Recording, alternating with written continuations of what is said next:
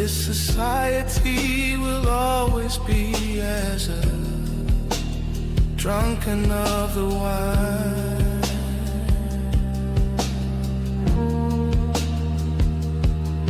Controlling all the senses for understanding great divine.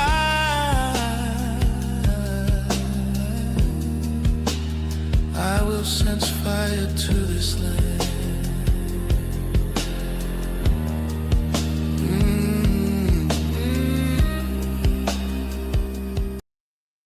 Peace and blessings and shalom. Happy Sabbath. How'd you enjoy your Sabbath? I did. Had a good time. My wife, we were talking. My daughter and her husband stood over last night. We had a good time.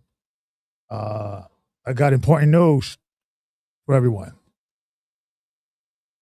I'm 54 years old today. Well, my birthday was Thursday.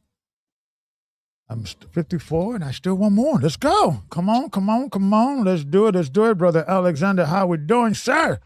Very good. All right. Welcome to IAMFIT Podcast. I'm your host, Brother Gabar. This is my co-host, Brother Alexander. Daniel Alexander. That's a nice name. That's a nice flow to it. I like it. So how we doing, sir? How's been your week, man? How's everything? How's the family? I'm in the process of moving. My roommate, he's moving in with his girlfriend, and so he's actually here getting everything cleaned out, and then I'm gonna end up, of course, moving away. I'm gonna move closer to where my family's at or my job's at, so it works out. Amen. Okay. Yeah, that's life, man. Life. It's about figuring it out, and it's all about that, moving and another job, and I have to go back to school, and I may marry this woman, may not. Decision of a man never stops. Never stops. Never stops. But we got to keep going. We got to keep trucking. So today's conversation, why did we have this brother here as the example or the conversation we're going to be having today? Why is it important? So let's have this conversation. Shalom. Make sure you hit the like, subscribe button, right? Make sure you leave all the bells and whistles so we can make sure we move this conversation forward, because I think it's a very important conversation. And I'm going to approach this in different type of way today in regards of like what I'm going to be doing. And I'm going to be going into, I think I had a friend of mine that told me, he's like, yo, Gabar, this last show, there's been I think my record in regards of comments. I think this period, this last, I would say, hold on, let me go here because this is important. I need to say this part because it's important. I don't want to screw this part up because I need to, here we go.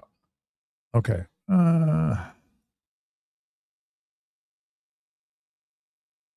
Let me start right there. All right. And I want to have a conversation today about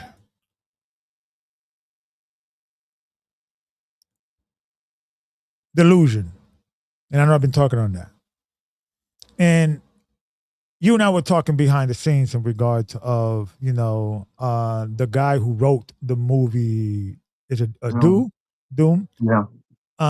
And why he wrote it and what was his motivation. And we're going to go into that because we brought that out. And I think there's a lot there that we could seek our teeth in. And what I want to do today is have a conversation about the previous show I did, but just, the way I've been communicating with the people, and some people like it, some people don't. Some people say, hey, Gabar, just leave it alone, put it in God's hands, and so forth, so on. So this last video I think I had, let me see here. I think it was like about, what was it? Oh, here we go. It was live, right? It was 118 comments. I never had that much comments. I may have 25, 15, 17. But this is, and of course it's been like, I have, let me see, let me go down, let me scroll down. From 6, 13, 13, 5, 1, 72, 57, 39, 13, 53, and goes on. And then last few weeks, it's just been it's been expanding, right? 93, right? But I think this one was the most, 118 comments. So when people comment, I mean, I'm striking a nerve, either positive or negative, right? When people are inspired, say, I gotta say something. That show, that podcast, I gotta say, that Dan Gabar, I gotta say this, right? Which is good. It's a good thing. Because that's engaging in conversation. And sometimes uncomfortable conversation is necessary. And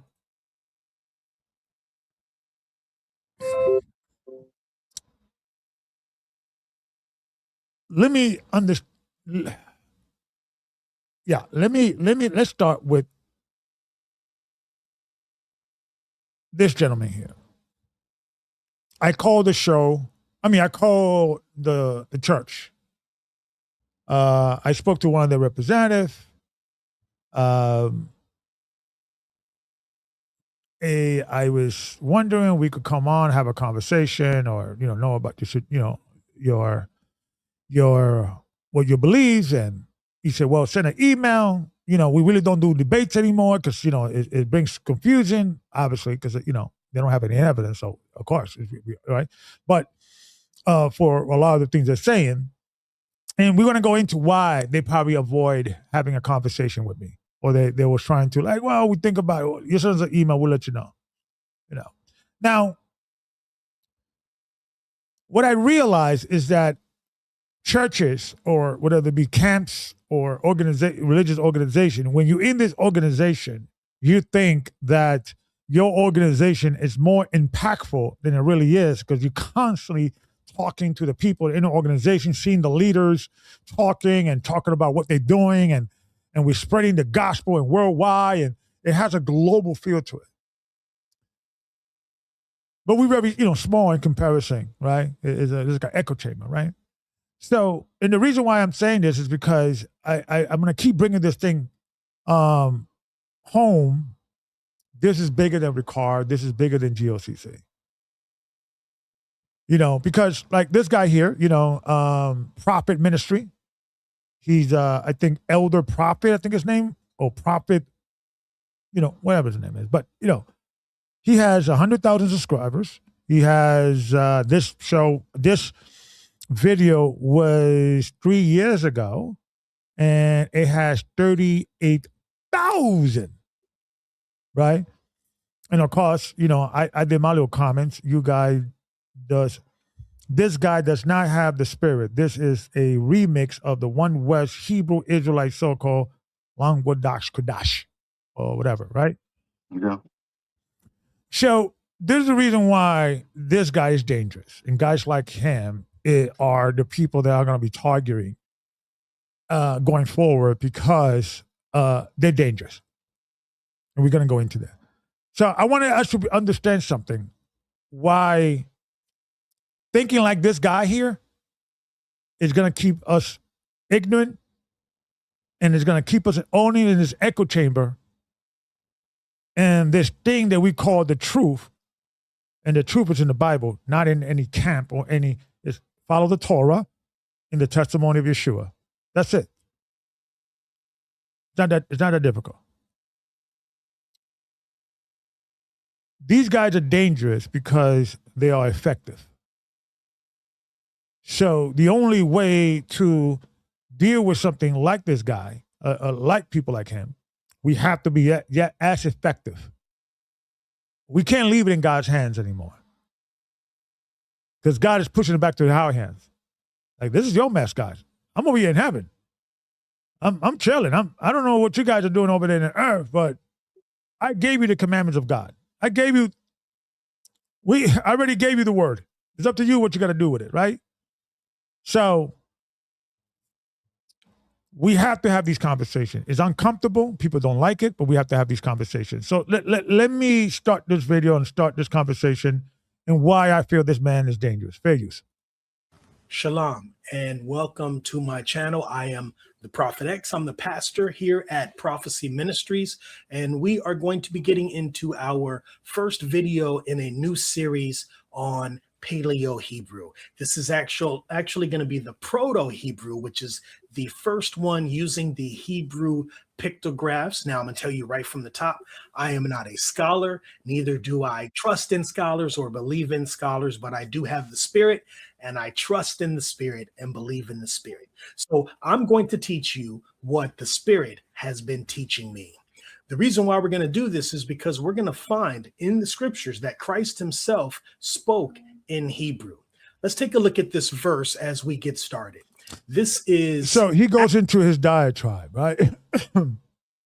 And start explaining in Hebrew.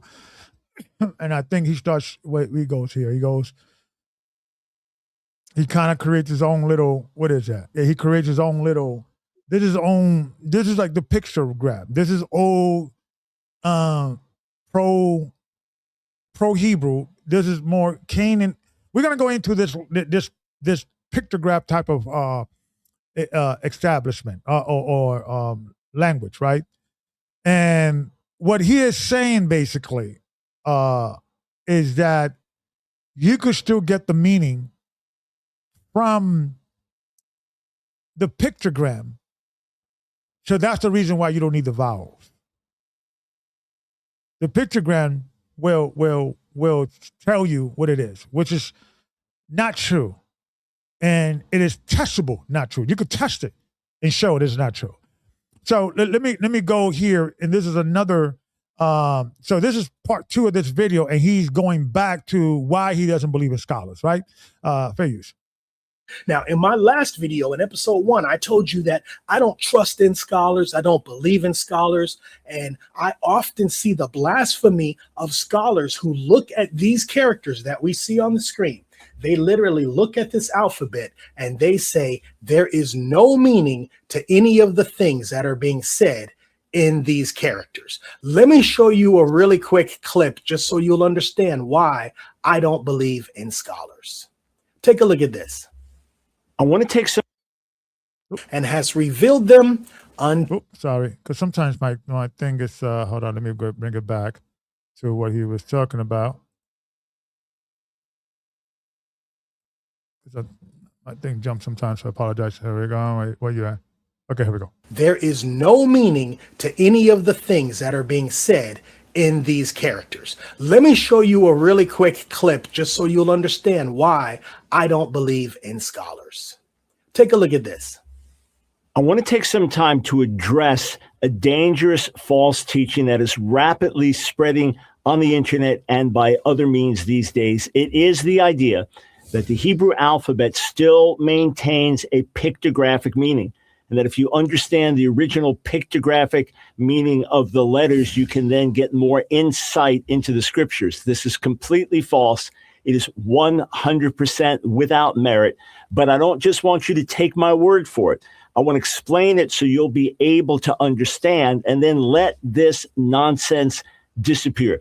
For those who don't know me, my PhD from NYU is in Near Eastern languages and literatures. This is a field I have worked in on a scholarly level for decades. I'm not talking about disputed things. I'm not talking about questionable things. Everything I'm going to lay out in this video is plain and simple and universally recognized by top Semitic scholars and Hebrew scholars. So you can clearly see right there with this man's all of his schooling and degrees and so-called wisdom and prudence in what he thinks is right, for him not to be able to see the simplicity of the meaning of these characters is an example of what the scriptures were saying. Let's take a look at Psalms chapter 62, verse 9. So that's basically the nonsense this, with all due respect, moron is saying.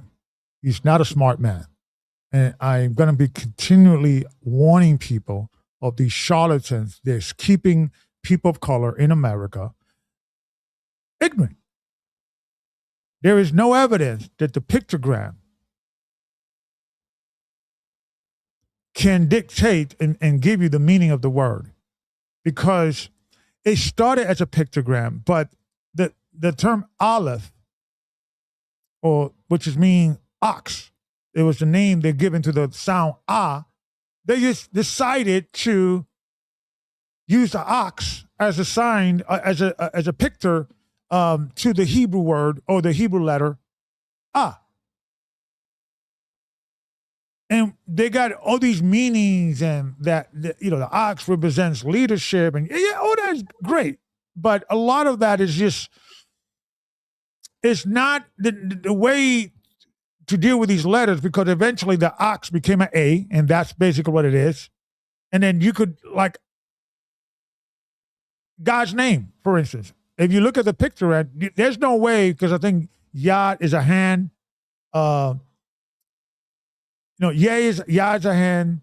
Then you got Hey, which is praising. Then you got Wah, which is like a stick with the Y is supposed to like represent a staff, not a staff, like something that holds holds a tent. And then you got the praise again.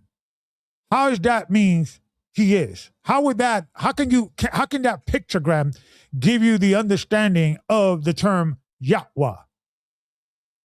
Right? Or Yahweh or whatever pronunciation, because that pronunciation is lost, so we don't know for sure, which okay.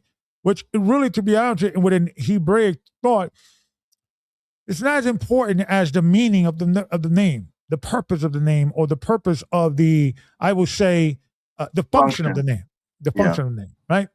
So why is it important for us to expose these guys that don't know anything, and or they know a little more than the rest of the people that come into the church? This church is pretty big. I mean, it has a pretty decent following. When you go into the website, and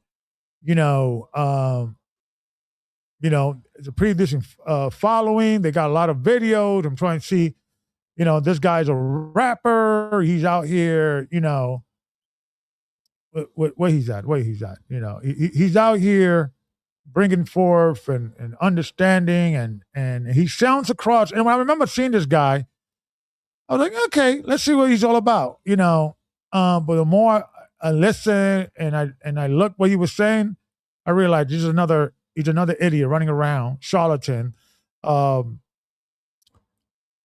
trying to find the right word to describe these guys. It's just a weird. I want to be right in everything, because he's out here charlatan. Being a disciple is more than churches. We spitting precepts and reversing curses with verses that just what God disperses. And this is where the spirit is lying.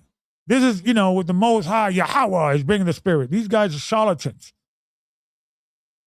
And what's up with all this rap in the Hebrew Israelite community? Like, good Lord, just come down with the rapping. You're supposed to be an elder prophet talking about, doing.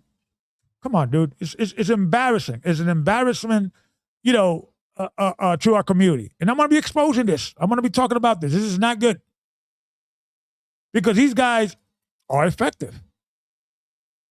These guys are convincing people, right? And can we go into the Doom video? Because I think the Doom video can give more of a psychological. And I want to go into that. I'm going to go into that, but I want to set this premise.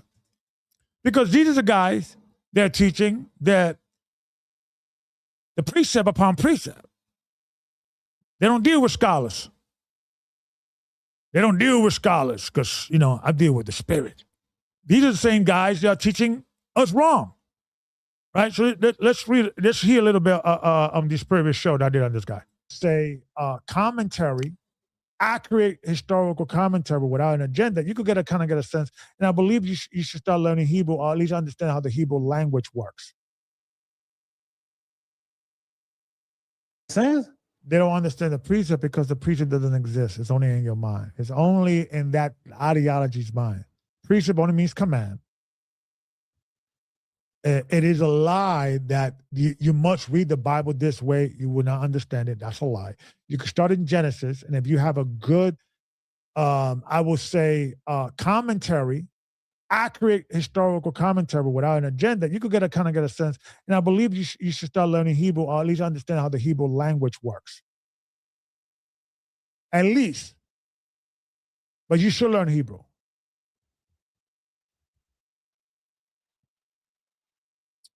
Go ahead. It helped many Americans, and it was the American Bible for a long time. I'm referring to the King James, because this particular this show or this podcast, you guys should check this out, is episode 199. The King JV 1611 Bible has become dangerously outdated. Somebody needs to say it, right? Because there's love affair over the King James Bible, which it's funny how this guy will demonize scholarship, but you will ask him, how did the King James came together? Oh, well, King James got together 70 scholars and put his Bible together. So I thought you didn't, I thought you didn't like scholars. I thought you just went with the Spirit. So they would lie to the very King James Bible is a work of scholarship. But they don't rely on scholarship. They just go by the Spirit. And these are the guys that try to teach you like, oh, all these other translation got it wrong. The King James got it right. Why? How? Explain. I'm just going by the Spirit. And these guys are being successful. Being successful. So how can we attack this? We have to not necessarily expose them, because it's not about them. It's about us. Yeah. It's about what is about our brain that makes us feel that way. Get caught up with these guys, right?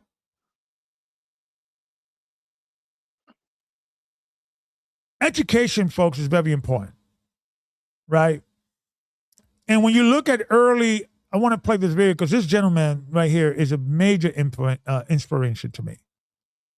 He is I think he is the first Yale graduate pastor. And this man, you got to read the story. He grew up in Queens, New Yorker, in the 1800s. Was a pastor in a local church. And when the age of enlightenment or the age of the Reconstruction era, when blacks were free and we could go anywhere we want, right? The Europeans wanted to price us out of certain demographics, education. So to remove us out of the way, just price us out of it. It makes it expensive, so expensive that, hey, we can't afford it. So what this man did, he got together with his church and said, hey, let's use the tithes and offerings to pay for my education. He got together with his friends and other pastors, and they donated, and they sent him to college. And he came back, and he became one of the most prolific writers of his time. And this is what we have to start doing. So let's hear a little bit of this. One of this, I would say, unsung heroes that we should know about. Black New Yorkers, often the children of former slaves, who struggled to educate and better themselves, but also played significant roles in the American anti-slavery movement. Among his friends, Crummell was himself an outstanding figure. After his degree, Crummell spent nearly 20 years in Liberia as a teacher and priest, and was one of the first professors at Liberia College. In the United States after the Civil War, Crummell continued to be a spokesman for his community and a champion of higher education, especially in the face of segregation in the southern states. Crummell inspired his peers and subsequent generations, especially W.E.B. Du Bois, who devoted to Crummell a chapter of his most famous book, The Souls of Black Folk. But the key to Crummell's influence was his belief in education as the route to liberation for all people of African descent. And for Crummell, the highest point of his own education was his time at Cambridge. Crummell came to Britain at a time of committed transatlantic activism against slavery. He made friends in the movement who recognized Crummell's own thwarted desire for a higher education as part of the waste of talent produced by slavery and prejudice. Crummell himself revered the heroes of Britain's own abolition movement, William Wilberforce and Thomas Clarkson, who were both Cambridge graduates. And so a plan was made to raise the funds to put Crummell through a degree. He moved his family into a tiny house on an ancient lane near Queen's College and commenced his studies. We are still piecing together the history of black students in Cambridge. Cromwell was not the first. In the 18th century, the Jamaican Francis Williams studied unofficially with Cambridge tutors, and it is possible that wealthy West Africans may occasionally have found their way there in the 19th century, as we know they did to London and Glasgow. Cromwell later met a black Briton who had been a near contemporary. But we do know that during Cromwell's studies, a number of major African-American figures came to visit him. It was this that I found particularly striking. I teach the autobiographies of former slaves William Wells Brown and Frederick Douglass, for instance. Both visited Cromwell and reported their pride and hope that others from the community would follow in his footsteps at Cambridge. How was Cromwell perceived in Cambridge itself? Evidence from diaries suggests that fellows and students were curious about him and his family. Some wished him well and sorrowed at the death of his 4-year-old son. But the Cromwells hired a servant, and when Mrs. Cromwell dismissed her, and what I'm going to put, I'll put this link in the description for you guys to look at the rest. But it is a story we got to hear more, and in our community, and it's very inspirational, and it shows when people that have no way making a way. And this is a documentary here. You know, it's important for us to know this, these stories, because these are the type of stories we need to hear to inspire our people to get out of our comfort zone and get and go into spaces that we've been uncomfortable in, and then we don't fall in this delusion like this guy. Hey, I'm just going by the Spirit. This guy's lazy. He doesn't want to do the hard work. He wants to just do what was your interpretation when you first you saw the video of this guy? Oh yeah. What was it? So the translation when he said that he doesn't believe in scholarship, he believes in the Spirit. I said, don't worry, Gabar, I got you. I'm going to translate for you. So basically what that means in 2026 is that I don't believe in evidence and I'm just going to make this up out of thin air. That's it. That's it. It's just I'm freestyling, right? I'm going with the Spirit, and that's lazy theology. Anybody who's saying that, run, right? Why is it important, guys? Because I'm getting sick and tired of seeing this. To be honest with you, I want to show you this other video. I'm getting sick and tired of seeing this. Like, I'm getting fatigue. What is it like? Yeah, you got fatigue. Yeah. I don't know what kind of fatigue with this of some white guy telling us history of our people. Us, oh yeah, well, it's just the black Jews of the Caribbeans, and then oh yeah, we got to do some research. Like why? And I'm getting sick and tired of some white dude coming in educating us that we could just simply go and educate ourselves. Like, you know what I'm saying? Like, we view this as like the scholars they're always either German, British, some Europeans, right? There's even a lot of even Muslims. There's more Muslim scholars to defend their theology than even within the black community and Hispanic community, like put together. We rely on them, but we're supposed to be the children of Israel. Right? So let me explain what I'm saying. Fair use. I'm so glad you're here because you can bring great clarity. Can you tell us a little bit about the Sephardic Jews? I'm sick and tired of seeing this all the time. And there should be a Jamaican, a Dominican, a Haitian in that audience being inspired to learn and become the best expert in Caribbean Sephardic identity. We need our own scholars, right? Fair use. And how they were scattered because they went west? I sure can. Because the reason why I want to is because a lot of them, and a lot of people don't know this, are in the Caribbean. They are. In the islands. And you're one of them. I know that. One of them. I know that. Because, a lot of folk don't know that those roots are... Hey, he looks like you. He looks like my cousin, my primo. I mean, you guys what I'm saying? Yeah. All I'm saying is, why is always, and we have to just, please explain to us about our history, Mr. Can I? So I think, like you said, it is a psyop that, and obviously even the gentleman that you brought out earlier in regards to like being in the 1800s and him being like, restricted due to finances from accessing that kind of education. We see that there is a psyop in that. Nonetheless, how do we combat it? So I was watching this video in regards to like modern Christendom in contrast to discipleship, in that though modern Christians may have mega churches and you see a collective of people go into these, the amount of disciples being brought out of these churches is inadequate.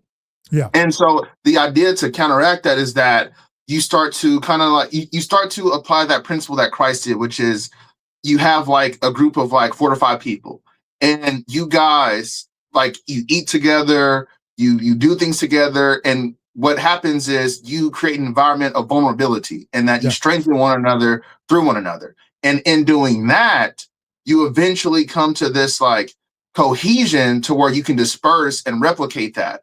And if we would construct something like that, and just like a group of 5 people, and then we all understand, hey, we're going to specialize on different areas within, the respected thoughts, and we draw from each other because we developed an environment of vulnerability to strengthen one another. We draw from each other, and then I think that'll be a great way, effective way. Because I don't know, that's just what I came across.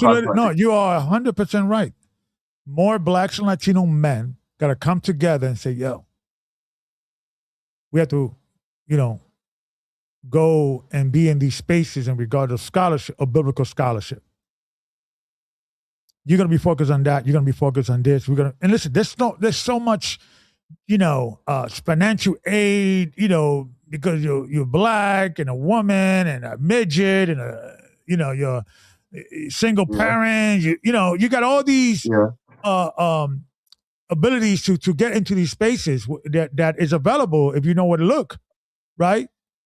That you could get something. You could get in these spaces, and it's going to be uncomfortable, and you're going to be the only Haitian there, or Jamaican, or Black, and everybody's looking at you. What? What are you doing here? That's weird, right? And get over it and learn it, right? But what I want to emphasize is that the ability to get to that point is first being nurtured in an environment of vulnerability. So for example, the reason why we don't do this is because it's not promoted. What's promoted is what we currently see now, which is being attracted to charismatic charlatans. But if there was just a ground zero, one person to say, okay, I'm going to hand select a group of people and we will have this Christ-like discipleship relationship. Then from that, you could start to create tipping points. Yes. But it's literally the environment first. It's literally and Professor Jing. Okay, so this is the last thing I want to say. I'm sorry, I'm being long-winded. This is the last thing. Yeah, please bring it. Professor Jing brought out an interesting concept, and this was proven. He taught how you have cults, right? Like secret societies, and he said that if you had a group of people selected from all different parts of the world put on this remote island, he said the first thing that they would establish is some kind of language, and they would have and this language would develop to where it's kind of a subconscious, to where if they could sense whether or not one of them was in danger. For example, the same kind of thing to where a mom could sense that her son had just got harmed in a certain way, or how people can finish another person's sentences. It's a deep connection. And so that's the kind of environment I'm talking about, because in that you could have this this strength, this internalized energy to go out and pursue these things. So it's right. It's the energy you surround yourself with, the people that you surround with the ideas. And this is what I'm trying to do with this podcast. Spark that idea and that conversation. I'm going to school myself, learning Hebrew. I'm learning things every day. I'm like a babe, and I'm 54 years old, learning for the first time a language that has been the responsible infrastructure of every biblical translation that we know here in America and throughout the world, the Masoretic text. It's almost humbling. It's almost like I feel like, what the heck I've been doing, wasting my time. I could have been doing this. I wish I had more friends, even somebody else telling me this. So now I'm going to move that feeling forward, so then you don't have another 54-year-old man regretting wasting all that time that I could have been knowing Hebrew by now. I could have started in my 30s. I could have a master's degree by now. We need to start inspiring people, and men especially, to be in these spaces, right? So let's continue, because here we go. Because even if the information comes from them, it's filtered through them. I want us to say, where you got that from? Let me get the source. What I want to become I want to get a PhD on this. I want to get a master's degree on this. Where do you go? What's going on? This is how we got to do. We got to be a pushy Jew. We got to get in these spaces, right? They're one of the first batches of slaves that came to Jamaica. They were the Sephardic Jews. It's documented. And they're all over. Hey, Jamaicans, you guys know this? Hey, man. You guys know this? Is this being taught to you in your schools? And if it's not, why not? And if it's not, stop complaining about it. Get the degrees, get the information, and you start your own school. You become a master's degree in this particular field and teach the Jamaicans, hey, what's Sephardic Jews? Caribbean, South America, Central America, and even the South Central United States. Wow. And DNA testing is a factor in all this now. So what I'm saying is that I'm getting tired of some European, with all due respect, I'm not against Europeans bringing this information, and thank for them. But I'm saying is I'm getting tired that they're coming in they are in these spaces, and some of them are discovering this and coming back to us. Hey, you Jamaicans, you guys are Jews. And 10 years from now, 20 years from now, there's gonna be another white guy. Hey, Jamaicans, you bunch of Jews. Oh, and nothing's gonna happen other than that's it. You probably buy the book. You probably maybe talked about it. Hey, Jamaicans are Jews, right? It's Sephardic. So we have to knock it off with relying on them. And why this is important. And let me say this. Thank God for the scholarship. Thank God for these white men going to these spaces, because if it wasn't for this scholarship, we would not know half the things that we know. Right, so I want to set the stage here, because why? These are the type of conversations that we need to talk about, because I want you to understand the mind control of these charlatans, right? This is when Michael Eisner was debating with Ricard, and I wanted you guys to hear how Ricard treated this man, disrespected this man. And me personally, if I would, he passed away, Michael Eisner, out of cancer, I think a year ago. He was struggling with cancer and he passed away. So, my condolences to his family. But the way he talked about this man, if I would have sued him. Because Ricard just makes up stuff that's not true on the spot, just because he lost a debate. So let's go back to this, because I want to zero in and how specifically when the guy said, listen, I got to go. Thanks, but no thanks. I got to get out of here, because these guys are not dealing with the scholars process, right? And hear how Ricard spoke about this man after he left, right? Vegas. That people will have on the highest level of education concerning. Well, let me go back a little bit. Hold on. want to give you is in the Bible itself. Okay. Jeremiah, the 23rd chapter. All right. I'm at Jeremiah 23, and I'm going to read Jeremiah 27. It says, matter of fact, let me start at 26. How long shall this be in the heart of the prophets that prophesy lies? Let me get to the part that I want to get to. Hold on. Baal. Does not have a verse in verse. When you break down the Hebrew. Also, they hit my name by their dreams, there we go. which they have every man to his neighbor, as their fathers have forgotten my name for Baal. So number one, we know that another. So the scripture saying that you have forgotten the name of Yahweh for Baal is not evidence that Yahweh is Baal. Bakar, I don't know if you know this. I don't know if you know. I don't know how strong is your reading comprehension, dude, but that's not evidence. And this man is trying to explain that to him, like, and this is the reason why when we get out of our own bubble, Ricard sounds deep when he's among us. He's amongst uninitiated folks that don't know anything about this, and this is the first time they're hearing about we may be the Jews and all of that, and sounds very impressive. But once you get out of that, this bubble, he sounds like an idiot. Can I say this? Lord. Yeah, go ahead. So, do a foundation to what I'm about to say. I want to post this response by Tiffany Lay. And she responds, yes, because you mentioned about the rap.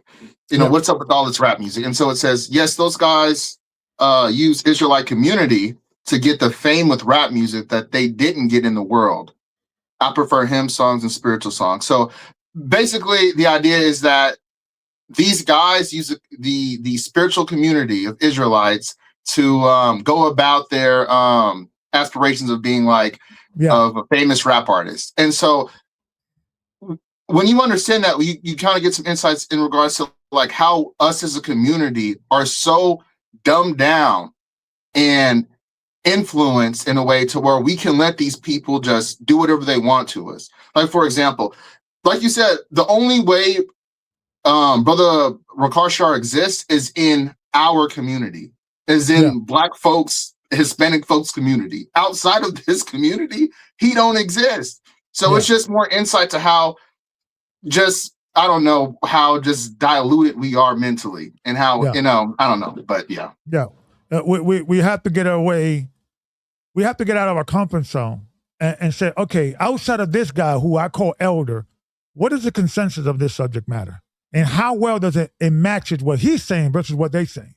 Yes. We have to start doing that, testing everything. That's scripture, right? Is the tetragrammaton when you break down the Hebrew. Also, no, it's not. In verse 27, the divine name does not occur in the verse that you just read. So the connection you're making does not have a scriptural basis. Well, sir, let me throw something even older at you. Sir, you asked me to explain it. You got to let me explain it because I'm not done here. Now, if you got 4 minutes, then I'm going to give it to you in a short term of 4 minutes. If you can listen throughout the whole answer to this, and then you can spare us a few more moments. I actually can't. Okay. There's one other thing that if you want to let your listeners at some actual data, the Dead Sea Scrolls are not the oldest reference to Yahweh as a name. Yahweh occurs in the Egyptian Shasu texts. Okay, again, places in the land of Canaan. Again, this is not what the protocols are trying to say. They can say, it's a free world. You can say what you want to say. That's one issue. But when they're trying to inject this idea into ancient material and say that the Pharisees came up with this, it's just demonstrably wrong. Even the Egyptian before the Pharisees, sir. Sir, it was before the Pharisees. When Antiochus Epiphanes went into Jerusalem. So what Ricard doesn't understand, this guy is trying to tell you about the sanctuary of Yahweh. And you got those of the Moabite stone, right? It's before the Masoretes. is before the Antiochus Epiphanes. So for him not to understand that timeline, it's scary. Either he's not understanding what he's talking, or he doesn't understand these time and what these different discoveries and what they mean in timeline in regard to the biblical timeline, right? But I want to pinpoint on what happened and what the record said after this man left and took down the people. The Shasu texts predate Antiochus. So it was way before the Dead Sea Scrolls that the Gentiles had their hands in the Hebrew record. Okay, I need to sign off. This is okay. Well, thanks for your time. Bless you and thank you for coming. Thank you. Have a great evening. So this foolish man is not confounding nobody. He's only confounding the audience, the dumbed down audience that are fanboys of him. With all due respect. And real talk, I remember when this thing came out. Everybody was like, okay, Ricard, he's still firm, but he was not able to prove this. And the same thing with James White. He lost that debate with James White. He lost this. It wasn't really a debate, it was more the discussion to the point that he was like, listen, I got to go. This guy's a moron.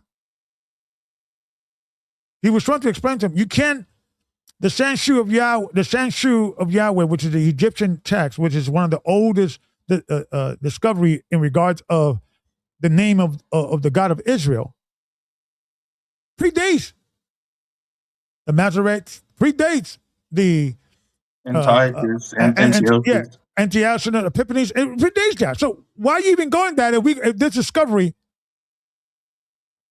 is he's not? But look how he talks about him after he leaves.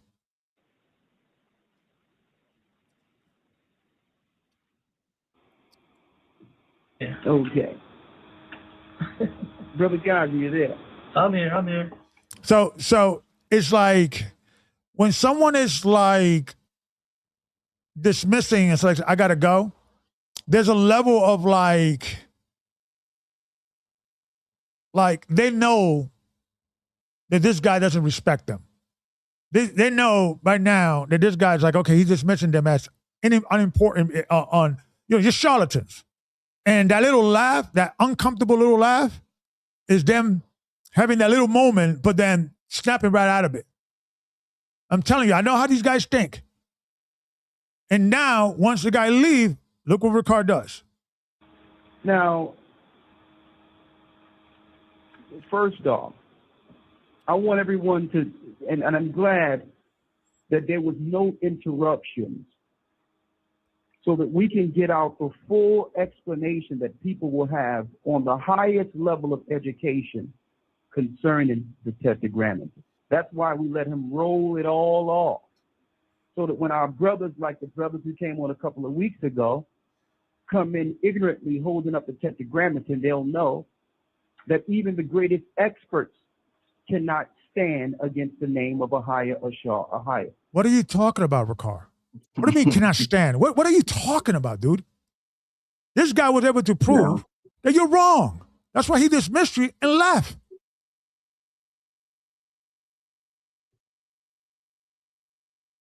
Yeah, through archaeology, proven wrong. Yeah. Now, that's why we invited him on. And you know what? I let him roll all the way through, because the bottom line is the Most High only have one name. And when he began to talk and say that, well, God have many names. How many names was given in Christ's birth by the angel? Emmanuel. Uh-huh. And Yeshua. Yeah. Yeah.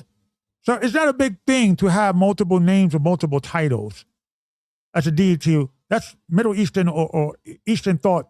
It's not news here. Yadah, El Alam, Lord of Hosts, the name, God, Elohim, El Barith. He's quoting the Bible. I just want you to understand what he's talking about here. He is quoting different titles or different names. The Lord, our righteousness. You know, the Lord, our protector. These are all names or titles because of function. El the Creator, El Roy, El Rafa. Okay. And now he knows that you don't know what that word Rafa means. So in your mind, he's like, yeah, you're right. What the heck is a Rafa? Look it up. It's in the Bible. All these names are all in the Bible. And see what this guy is doing also in his information, because he's also dealing with the Kabbalah. No, and he's I know not. based on the names that he's dealing with here, that he's dealing God and incantation and invocation. Okay? And he tried to hide himself claiming he wasn't a Jew when he was. Everyone knew that this guy was Jewish. His name is. No, he's an American with, I think he's German. Oh, now he's an American, but you know, white people in America lost their identity of what part of Europe they came from. And sometimes the only way to figure it out is, oh yeah, I got a German's name. So I think he's like half German, half Irish or something. There's nothing. Matter of fact, let me, where are you? Yeah, here we go. Can you read this for me, sir? You know, my eyes are a little thin. Let me bring it up for you can see, because I don't want to mislead any people. Let's see if Michael Eisner is a Jew. Is Dr. Michael Heiser Jewish? No, Dr. Michael Heiser was not Jewish. He was an American Old Testament scholar, author, and teacher who identified as an evangelical Christian. While he earned his PhD in Hebrew Bible and Semitic languages and dedicated his career to studying ancient Near Eastern context, his personal faith and background were rooted in Protestant Christianity. And that's what he does all the time. Well, you know, he has a Jewish name. First of all, German names, and like when you see European German Jews, their Jewish last name is a hybrid of German, Germanic last name, and so with some Hebraic. You get what I'm saying? It's like Rodriguez is a Hebrew name, but it's a Latinized Hebrew name. Yeah. And that's all. Right? So we have to go back to common sense, right? But they go into these different points of vocation to deceive the people at the scholastic level. And that's what they want you to believe. That there's some bigger, major conspiracy in the scholastic level, so don't go there. Keeping us stupid, keeping us uneducated, and I'm not going to stop talking about it. Because let's have a conversation about. It's keeping us clingy and it's keeping us dependent. That's what it's keeping us. Exactly. Right? Let's read this real quick. William Edward, the boy, what he felt about the black churches. Okay.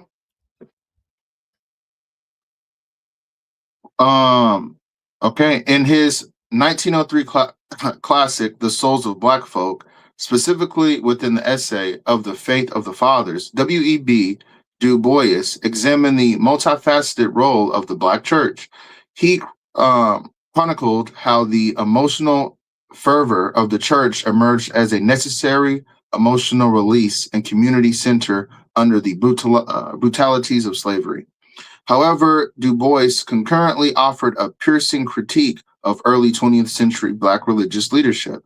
He observed that the rapid growth of the church led to pulpits being filled by some preachers who lacked formal theological training. He lamented that these leaders often substituted genuine education and intellectual rigor with unbridled emotionalism, creating an environment that did not always foster critical or rational discourse.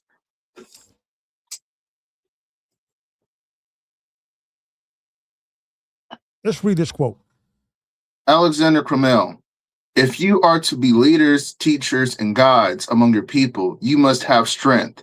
No people can be fed, no people can be built upon flowers. Go ahead. Strive to make something of yourself, then strive to make the most of yourself. We have to champion these men and men that think this way. I don't agree with everything these guys are saying. Same way you guys don't agree with anything with me. Probably don't agree with anything with you, but we have to come with some common ground.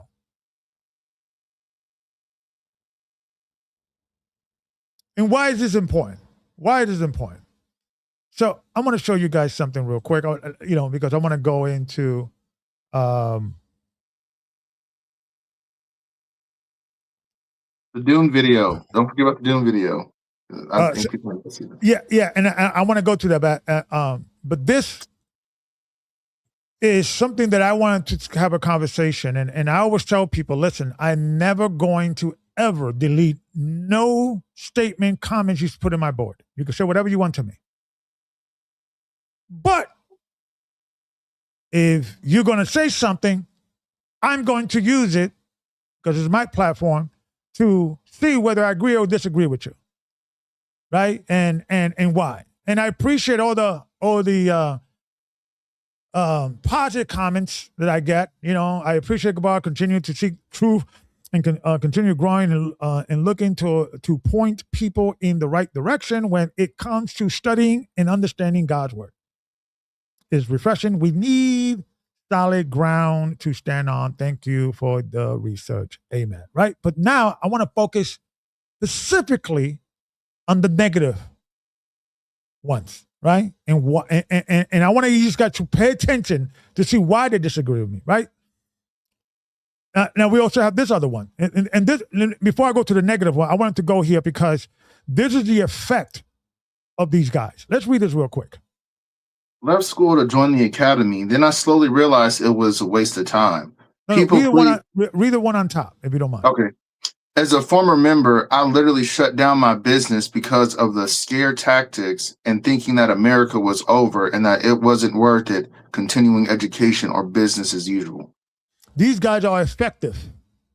These charlatans are actually moving, right? In the same way, some people may call me once in a while, text me, hey, Gabar, thank you, man. Listening to you made me decide to do this and the other. I understand the power of this television thing, this podcast. I understand I could be influential. We could sway people to get angry, happy, sad, interested in different things that perhaps they wouldn't have been interested in. That makes sense? So this is important to have these conversations, right? Let's read this. Left school to join the academy. Then I slowly realized it was a waste of time. People pleasing, glazing over caught by people in the chat, stuff being repeated, not to mention recalls temper tantrums periodically. Don't get me wrong, I had no problem paying the fee, nor do I have regrets doing so. It is what it is. You live and learn. It's just wish I didn't jump head first into it. Exactly, because it's the academy is like a big dump with a nice ribbon bow. Like, it's a nice present. But when you open it up, like, what the heck is this? This is some dude just yelling for 2 hours about, Esau and, it's only low level intelligence, man. It will keep you stagnant in regards of advancing your brains in your spiritual walk, right? So now I want to focus on the negative, but I want you guys to pay attention on why these people are against what we're talking about, right? So like this gentleman, right? Let's read this. These are all the negative ones, right? Let's read this. The same people who cannot see who the Israelites are going to correct us on the language is problematic, even if on both sides are making mistakes. Respectfully, Elder, if you can get a black scholar, I may consider, or someone like Zon Lex, but Edom, when it comes to teaching the language for me, I do not trust. So let me get this straight. You may consider to go to school if it was a black guy, right? But then you online teaching and going into, he has a whole video, he has a whole channel, right? Dedicated to teach the word of the Most High.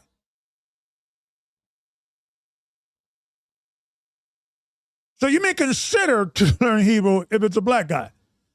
And I think I comment on his thing, he said, that line and thinking is going to keep you stupid or something like that. You're going to stay ignorant. And these are the guys that are disagreeing with me, right? These are the type of guys. Let's see this, this genius over here. Pay use. Bugs. Get up out of here. Welcome to the live of the Zoom. Josh B, how was shot going live? Yeah. It's over these are the guys. These are the guys. Bug crawling on me. God dang. Yeah, look at all the people that agree with me versus the people that disagree. Go to their channel. Go to their channel. See what what they're rocking with. Ugh. All right, dang. All right. What I'm about to talk about, I don't know what I'm finna talk about specific. I got an idea. In a way, I got an idea what I'm about to talk about. There was another video I wanted to show that he talks about. I thought this was it, but anyway, I'll get back to it. But what I'm trying to convey is these are the type of guys that are in these chat rooms talking about Gabar. With all due respect, brother, I ain't gonna get taught by a white man. These are the type of guys, right? Let's read some of this. Okay. Did I do that blue? Okay, there it goes. Yeah. Okay, I got it. It says, the more you behave in this hateful manner, the more you show us how truly righteous Elder Ricard is. He wastes no time talking about you, and his work is flourishing. If you know the truth, just teach it. And that's always the thing. If you know the truth, just teach it. It's always this thing of like, if that's what you got out of this conversation, yeah. There's a video that like, oh, you got the truth, just teach it, right? And patriot minded. I don't know who this person is, but this person is like, he is so dedicated. They're so dedicated to come into the show and tell me what I'm doing wrong, right? And with some, it is always this thing. You're not dealing with this, and I'm doing research that part of the trip bag is to keep you like this, like link, like this, soft spoken. Yep, there it is right there. Yep. Very, yeah. Today we're gonna be talking about Elder Ricard and Elder. I don't want to say anything wrong. No. We didn't do that no more. Or this level of respect. No, this guy's a moron, and I'm gonna keep calling him a moron, and he's a dangerous moron. He's hurting our people. So you could continue listening to nice guys like this and don't talk about, I don't want to offend anybody. That's not me. Right? So let's continue. Let's read the next one. It says, Gabar is puffed up because of the souls that left the church. He feels like he accomplished something, but the only people that left never appreciated the work, were dark spotted in their solemn feasts, and not one brick went missing in their absence. Thus, Gabar reaped souls that didn't belong to Christ, but to Satan. He's only created an echo chamber that will be as stagnant as he is in the spirit, while Elder Ricard's work blossoms. Can I say something real quick in regards to like that? So, Jordan Peterson had a very interesting take on what meekness looks like, and too often in Christian churches, you got to talk like this, and you got to be soft spoken, and I'm in the combat sport, so I'm getting hit in the face. I'm getting screamed at. Guys like we, that's testosterone. That we're not like that.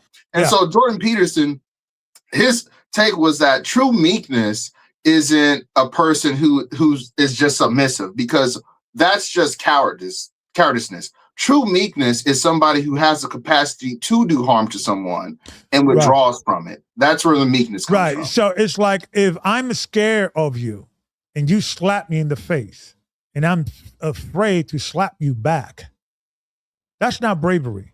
That's not self-control. That's not stewardship, because I'm scared of you anyway. Yeah. But if I'm not scared of you and you slap me and I get angry, I'm like, okay, brother, listen. We're gonna take a break today. I know you're a little emotional. We'll talk about it tomorrow. That takes courage. Yes. That takes self-control. Not if I'm scared of you and you spank me 5,000 times. I'm like, the Bible said, turn the other cheek. That's not bravery. That's not stoicism. Yeah. Because you would not have turned you would have turned the other cheek regardless whether yeah, you believe in God or not, because you're too afraid. Yeah. So that's what we need to understand. And to go back to I was saying earlier, in regards of these are the type of guys that are disagreeing with me. Listen to what he was saying, what he's going to be talking about today, right? Similar to what I talked about on Facebook. Similar what I talked about on Facebook. Yeah. Okay, come on, get to the point. Yeah. What did I talk on my Facebook Live earlier? I talked about why Carmelo Anthony was sentenced. That's what I talked about. Why was Carmelo Anthony sentenced? Because he's an Israelite. Word? Oh, yeah. Not because he murdered somebody, right? Not because it came out already after the courts. I mean, it is. I think they over-sentenced him. And I think they probably work it out on appeal. They probably get less.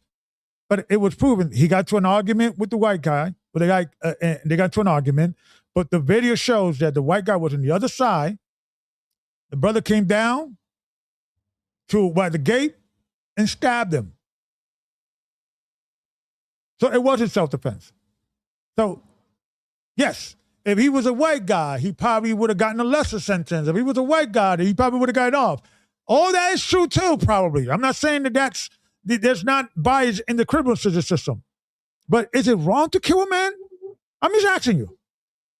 It's definitely wrong. I've heard. I have a close friend, and he has a nice little following on YouTube, and he hasn't really dived into it, but we talk often.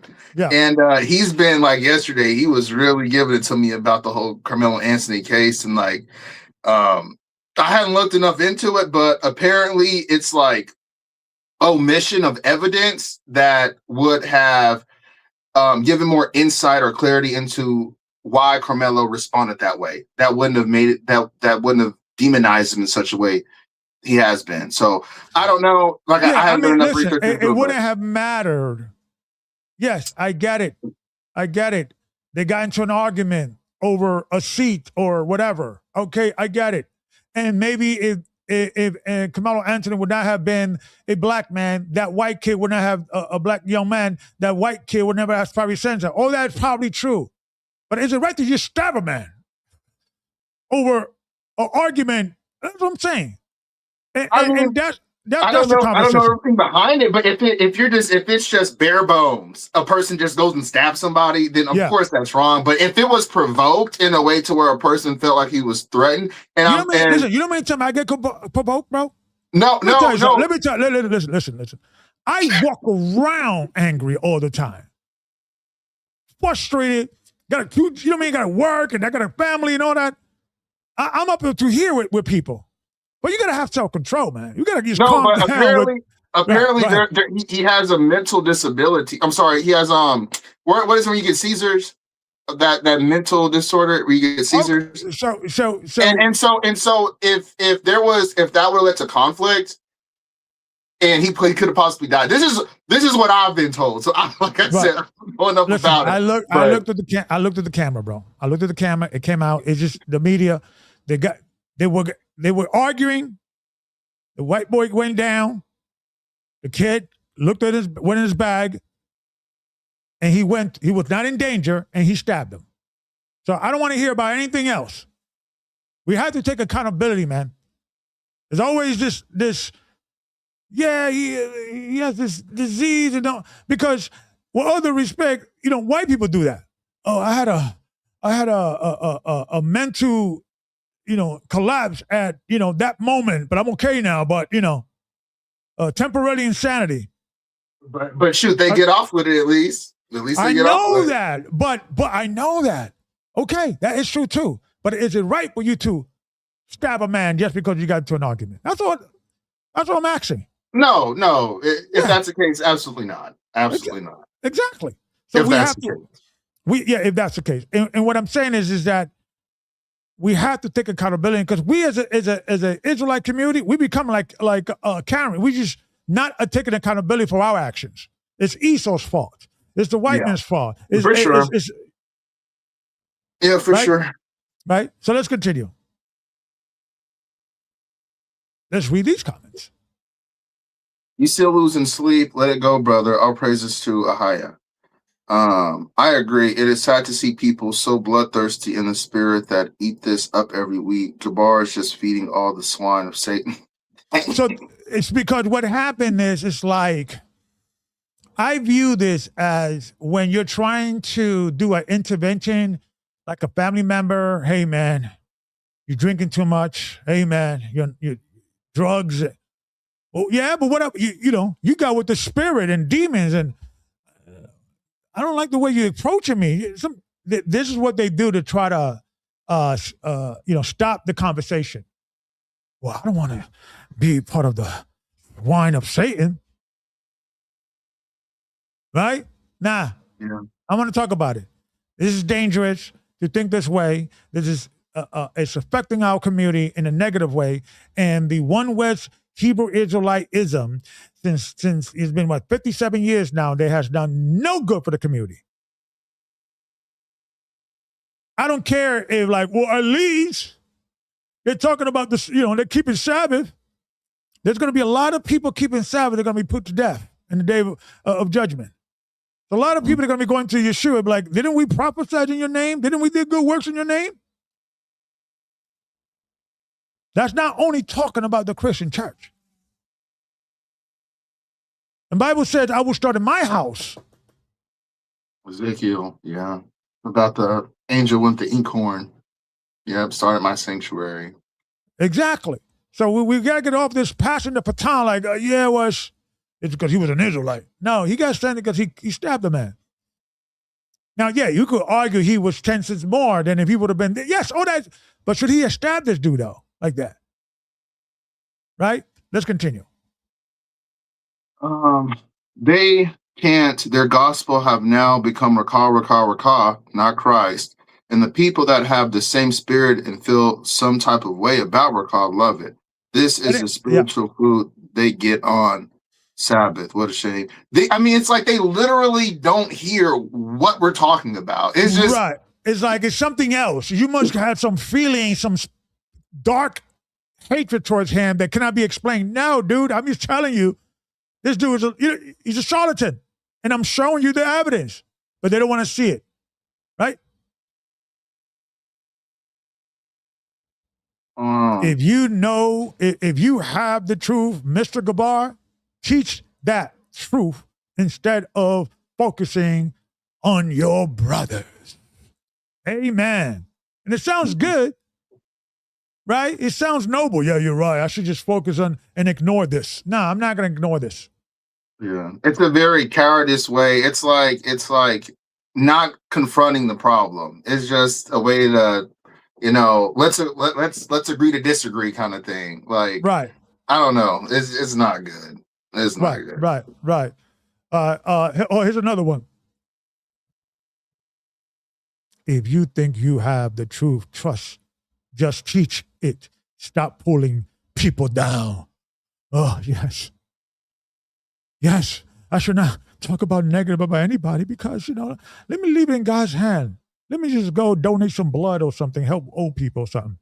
Yeah, not taking accountability. That's definitely what it is. They don't want to take no accountability. They just want to just live in their delusion without it getting picked at.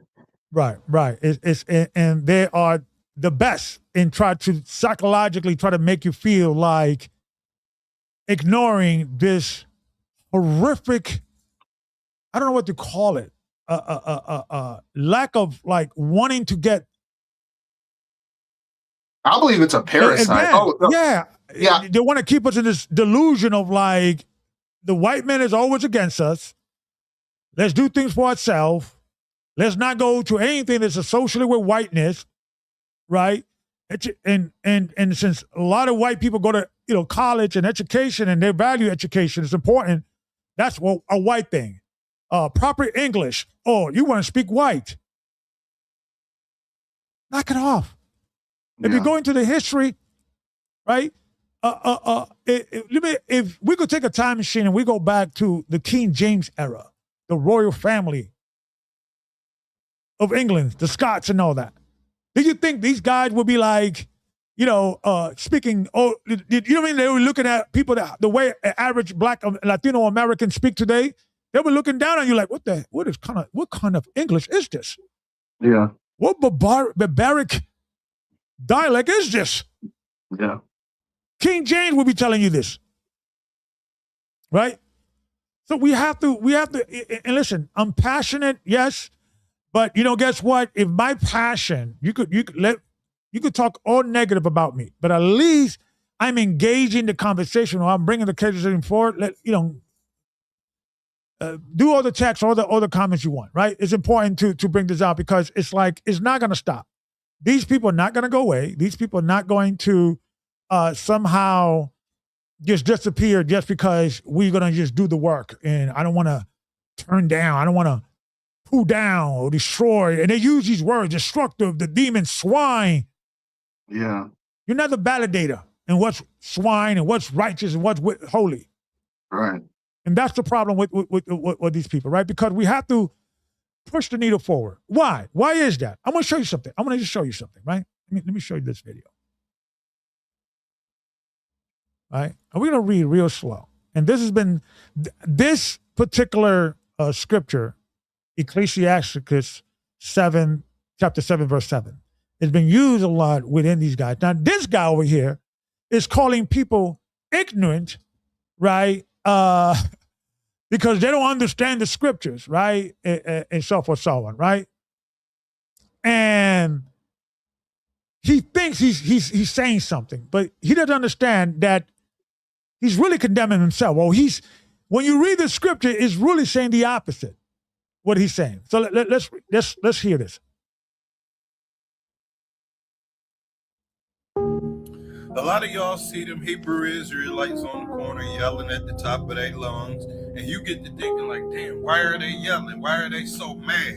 Well, the Bible says in Ecclesiastes 7 and 7 that surely oppression make a wise man mad. The Bible is calling them brothers wise.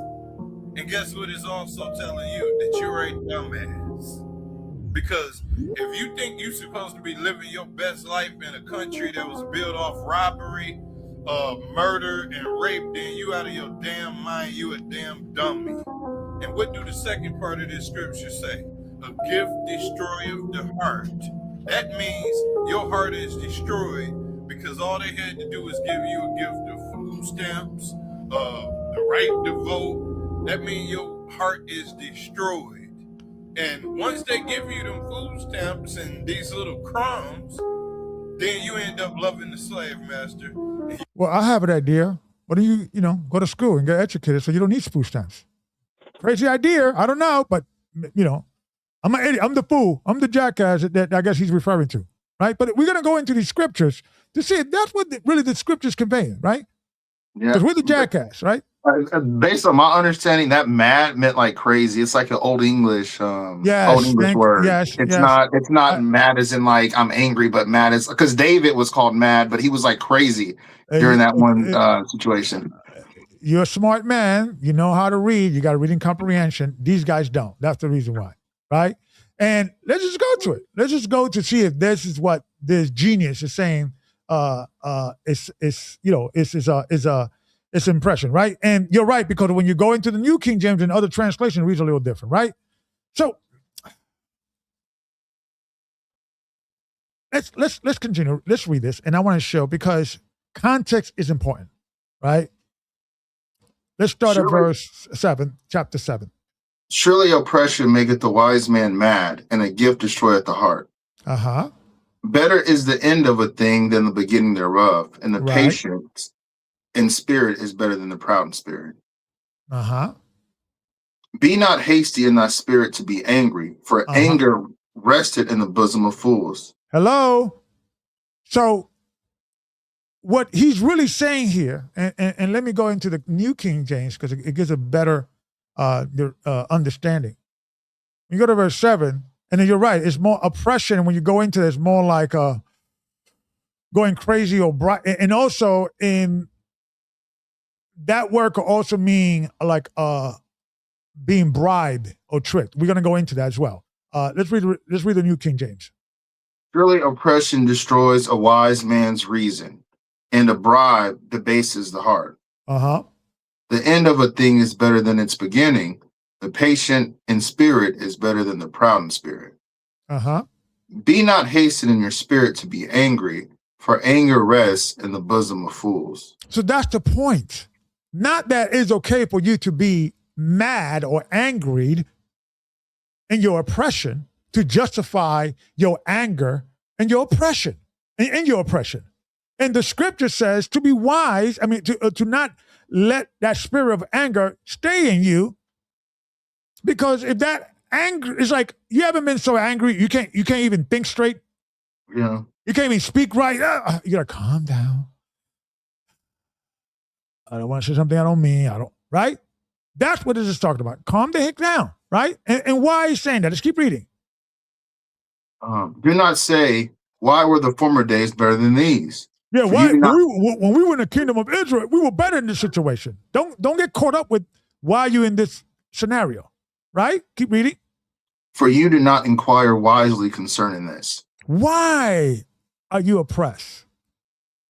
Yes, oppression will make a man mad or insane, but what God is trying to tell you here, don't be mad. It's not okay for you to be mad.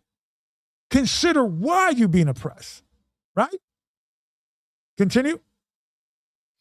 Wisdom is good with an inheritance and profitable to those who see the sun. Uh-huh. For wisdom is a defense as money is a defense. Uh-huh. But the excellence of knowledge is that wisdom gives life to those who have it. So when God is telling us, don't be mad in our oppression. Use your wisdom. Be smart. Be tactful. Get up that anger issue and complaining and this and the white man and Esau, the devil and the Illuminati they're after us. You got to be tactful, folks. Right? That's the message of the scripture. Not it's okay for us to be mad. Let's continue. Consider the work of God, who can make straight what he has made crooked. In the day of prosperity, be joyful. But in the day of the day of prosperity, be joyful, right? But in the day of adversity, consider. Surely God has appointed the one as well as the other. Yeah, so he's appointed when you're up and he's appointed when you're down. Consider why. Don't be mad about it. Don't go crazy. Be tactful. Consider. That's the moral of this scripture. Continue. So that man can find out nothing that will come after him. I have seen everything in my days of vanity. There is a just man who perishes in his righteousness, and there is a wicked man who prolongs life in his wickedness. Right. So don't get mad. Don't be mad. Consider. Because I understand we get angry because we see other people surpassing us and doing better in our condition, being oppressed and things of that nature. Like this young man talking about food stamps and things of that nature. Hey, dude, what do you consider? Say, you know what? Let me take my butt to school. Let me get out of the hood and explore my horizon with other people and get a different point of view. Considered. That's the moral of the story. Not it's okay for us to continue being mad. And what I want us to understand this, and I want us to comprehend this, is that this insanity is not only a black thing, an Hispanic thing. It's an American thing. It's a white thing. Everybody, these young posts right now, these young white kids, which are being brainwashed by their cult, are running around being forced to do this. Let's look at this.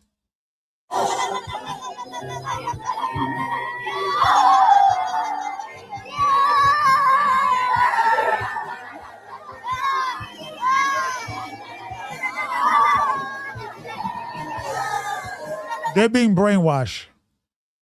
This is happening. This is not only the reason why the Hebrew Israelite One West theology is prospering, because our society is getting dumber. Yeah. There's TikTok and our brain is fried already, so these guys are prospering.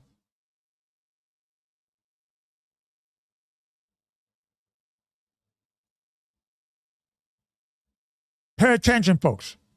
One of the biggest issues that people have coming out of a cult is learning how to restructure their identity. You know, maybe that's something that we really don't think about a whole lot, but our identity was so closely linked to the religion. You know, we even had our special titles. You're an elder or a missionary or pioneer, and even the family type of relationships, you know, daughter, brother, sister, when you're excommunicated, even all of those labels kind of blow up. And she is so right. That's why I don't want to be called an elder anymore, because I know it could start psychologically me thinking that I'm some elder. When no, I didn't do the work. I was just in the wrong place or in the right place, depending how you look at it. You understand what I'm saying? Yeah. Let's you know, it's because I want my point to be whether you agree with me or not because you view me as some elder, but you view me as like, okay, look at the point, what I'm saying. So you just call me brother. And look at the point that I'm saying. Look at what I'm bringing out, and you test it. It's important for us to get away from these titles and these things. That's why I truly believe that Yeshua was talking about when it says, call no man rabbi on earth, call no man master on earth. You only got one master, one rabbi, which is the Most High, right? Call your fellow man brother. So then there's no ranking thing, and it could be damaging if we start thinking this way. And if there's some ranking in regards of experience and knowledge, you have earned it. And it's so funny that Doom video goes into that, which is like naturally when you call someone a leader, it's because they're already in a position, not because you foresee them being in a position of leadership. Exactly. So, like let your work be yeah. You wanna your work that puts you in that position. Right? If you are a scholar and you go to school and you start talking about your friends about a certain subject, right, that you are expert in, without even telling them, they're gonna be like, hey man, you know a lot about this. Oh yeah, I got a PhD in this. Ah, okay. Well, and then they'll start respecting you because you have proven without your title, right? Just your knowledge, and you don't have to go into what's your education. Just if you got the knowledge, you'll bring it out. And the knowledge and your work will speak for itself. Yeah. Right? In the same way when I tell people, when you become a Christian, don't tell people. Just be. And let people see that difference in you. What's your intro there? Oh, yeah, I believe in Christ now. You know, oh, okay. Cool. They see the positive, not the negative. But you come in at home knocking the door down. I'm a Hebrew Israelite. You know. But I know you wanted to, I want to give you the floor because I think what you're bringing out in regards of the worship of heroes. And the concept of that. So you sent me this video, which I think we should talk about it, and we should have a conversation about the Hebrew worship. So how you want to play the little bit of the video? Yeah, or I'll just kind of give a premise on it real quick. So guys, this video is in regards to Dune, the movie Dune, and me personally, just as far as like a cinematic perspective, it's the best body of cinema I've ever seen. So I would definitely recommend that y'all give it a look. But what I appreciate is the idea behind Dune. And this video here gives some insight in regards to that idea. And basically, it's going to explain it, but just to give you a quick little rundown, it's the warning behind charismatic leaders. And us as participants in looking at them become who they are, what that looks like for us, like how do we play a part in that? And so I want this video to kind of to speak for itself. So okay, so yes, because we have to talk about these things because these things also affect us. It's not them, it's us, right? Fair use. What if I told you that Dune is a masterpiece, not just for the story, but for the hidden philosophy that writer Frank Herbert carefully embedded into every single chapter? Herbert spent 6 years researching the psychology of why humans surrender themselves to charismatic leaders. And once you understand some of the key concepts he folded into the narrative, I guarantee you'll have a whole new appreciation for this amazing story. Let's get into it. Author Frank Herbert got the idea for Dune while, unironically, studying sand dunes. In 1959, he was assigned to write a magazine article about sand dunes near Florence, Oregon. In a biography written about Frank Herbert by Tim O'Reilly, it reads, Herbert became fascinated by sand dunes, the irresistible way they move, swallowing roads, houses, and on occasion entire towns. He saw real drama in the effort to control dunes by planting hardy grasses instead of building walls. The article was never published, but Herbert was hooked, both on ecology and on sand. Around the same time, Frank became obsessed with hero worship and its oftentimes disastrous effects on mankind. In an article he wrote called Dune Genesis about the inspiration for Dune, he explains, I conceived of a long novel, the whole trilogy as one book about the messianic convulsions that periodically overtake us. Demagogues, fanatics, con game artists, the innocent and the not-so-innocent bystanders, all were to have a part in the drama. This grows from my theory that superheroes are disastrous for humankind. Even if we find a real hero, whatever or whoever that may be, eventually fallible mortals take over the power structure that always comes into being around such a leader. It's here that these two vastly different subjects, sand dunes and hero worship, became enmeshed in Frank's mind. He started worrying about ecology being the next frontier for demagogues and power seekers to launch a new crusade. We explicitly see this in the events of Dune. The Fremen have a long-term dream to terraform Arrakis.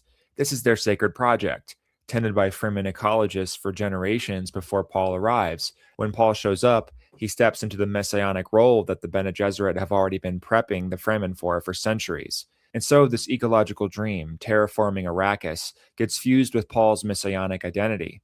He becomes the figure who will lead them to the promised land, the one who will make the deserts bloom. While reading Herbert's article about the making of Dune, this line really stood out to me. He writes, our society operates on guilt. Herbert's actual point is that humans often feel guilty about injustices, environmental destruction, and inequality, and that this guilt can be easily weaponized. It's like the folks who call themselves social justice warriors today. Even though I personally agree with many of the things they're fighting for, I can't deny that the feeling you get when you fight, when you join a crusade, when you march behind a banner, can be dangerous. There's a physiological rush to fighting for certain causes. You feel like you're doing something, like you're righteous, and that can be extremely dangerous, Frank argues.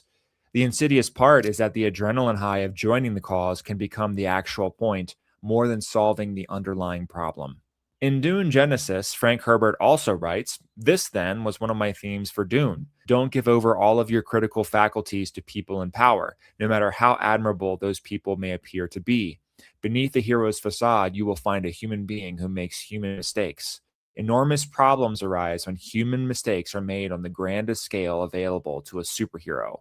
Paul's father, Leto, is a good man.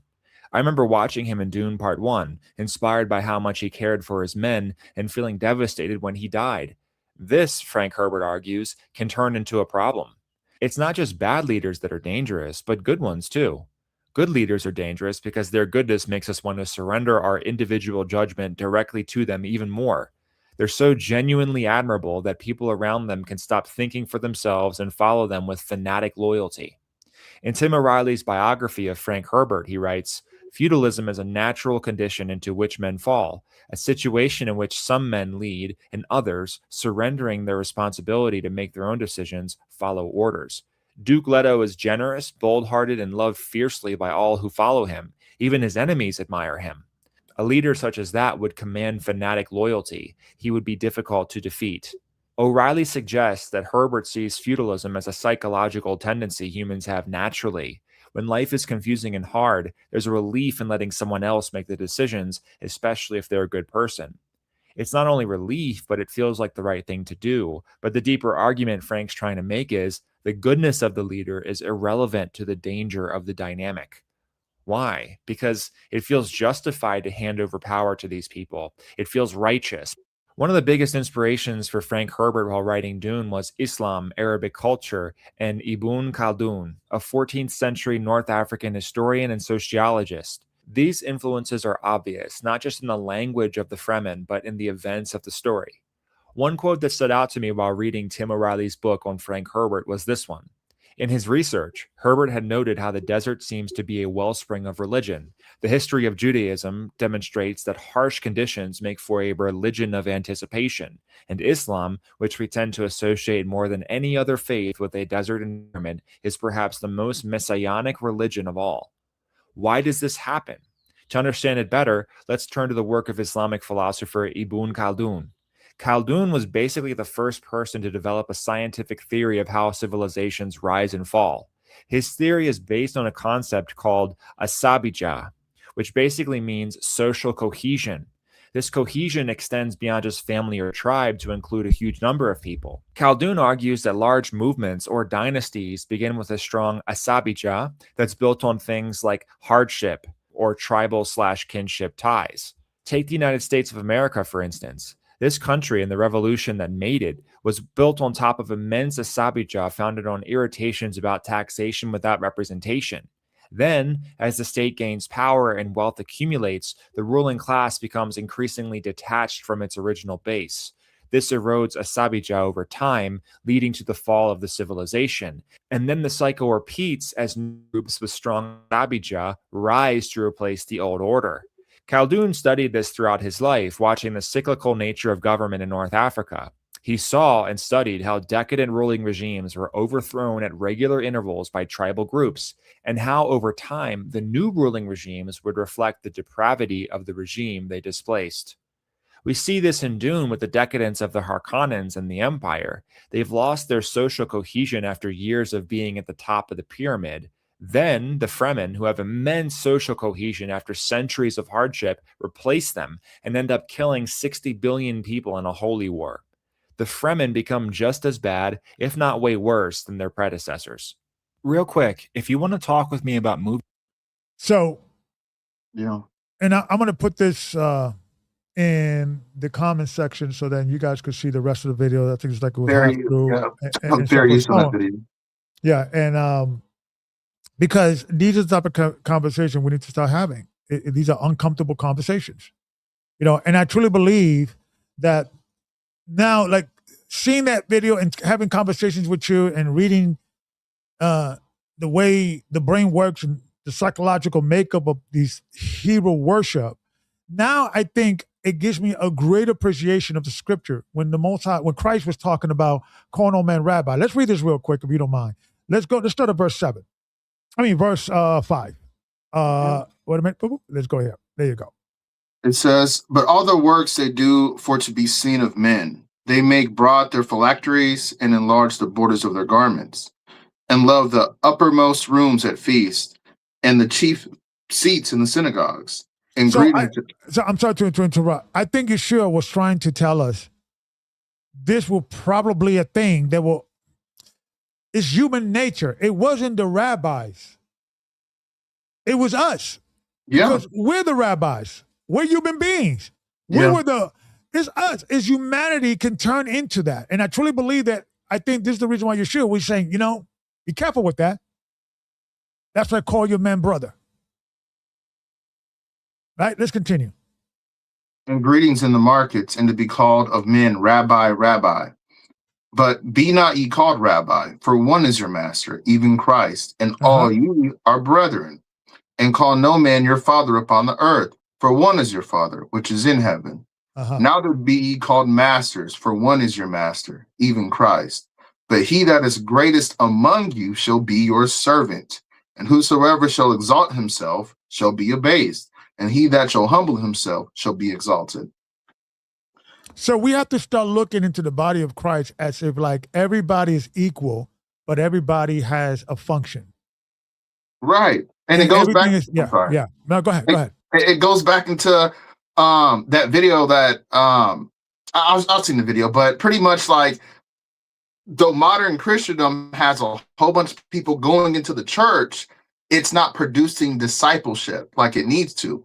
And so the way to combat that is when you can get 5 people, like just have 5 people in different areas and have those 5 people be in this environment of vulnerability amongst each other, you operate in strength from one another, just as Christ did with the disciples. And then whenever he built that continuity, that intimacy within that tight-knit situation, he was able to send them out with the wherewithal that he had, and then they were able to duplicate it the right way that way. But as you see, there was not like a mass of people going to one person, like right. As far as like the apostles. So yeah, and that's why I believe, and that if we have the concept that we teach, the man gets taught, teach, and then that man goes out, builds a family. Now he has to find a woman. The woman has to be in a situation like, I cannot protect anything I can control. If I can control it, I can protect it, right? If you're all over the place, I can't protect it.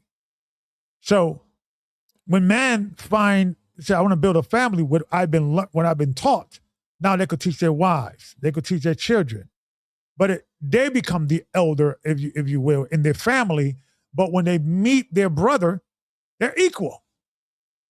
Once we got the science of the gospel, once we have the understanding of the Torah and the belief of Yeshua, the teaching of Yeshua, right? We're all equals. It's not a ranking thing. It's more, once we have the discipline, we teach them. We go and teach the discipline. Right. It's more community. It's more community based. Yeah, and once you know it, you need no man to teach you. Get it? As the scripture says. Because you know it already. So we have to change that thing of come to me, don't go anywhere. And we have to get away from this constant learning and teaching aspect as if that's an ever-ending thing. There has to be, like, once you taught, you have to apply it in your life. You know it. Because really, it's the simplicity of Christ, of Yeshua. It's not that difficult. We overcomplicated it. So I think you're right. We have to maybe redefine, these churches and how we operate it and things of that nature. Anything you want to add as well? And also, we got the link. If people want to come in, share, they're more than welcome.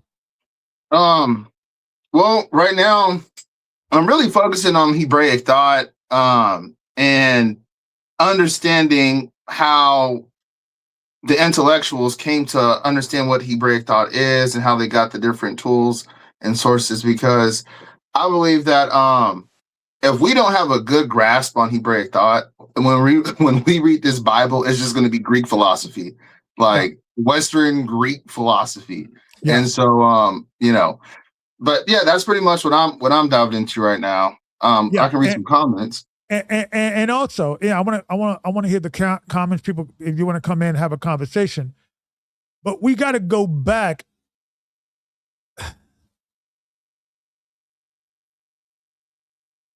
The term Jew was always associated with education, and I'm going to show you that.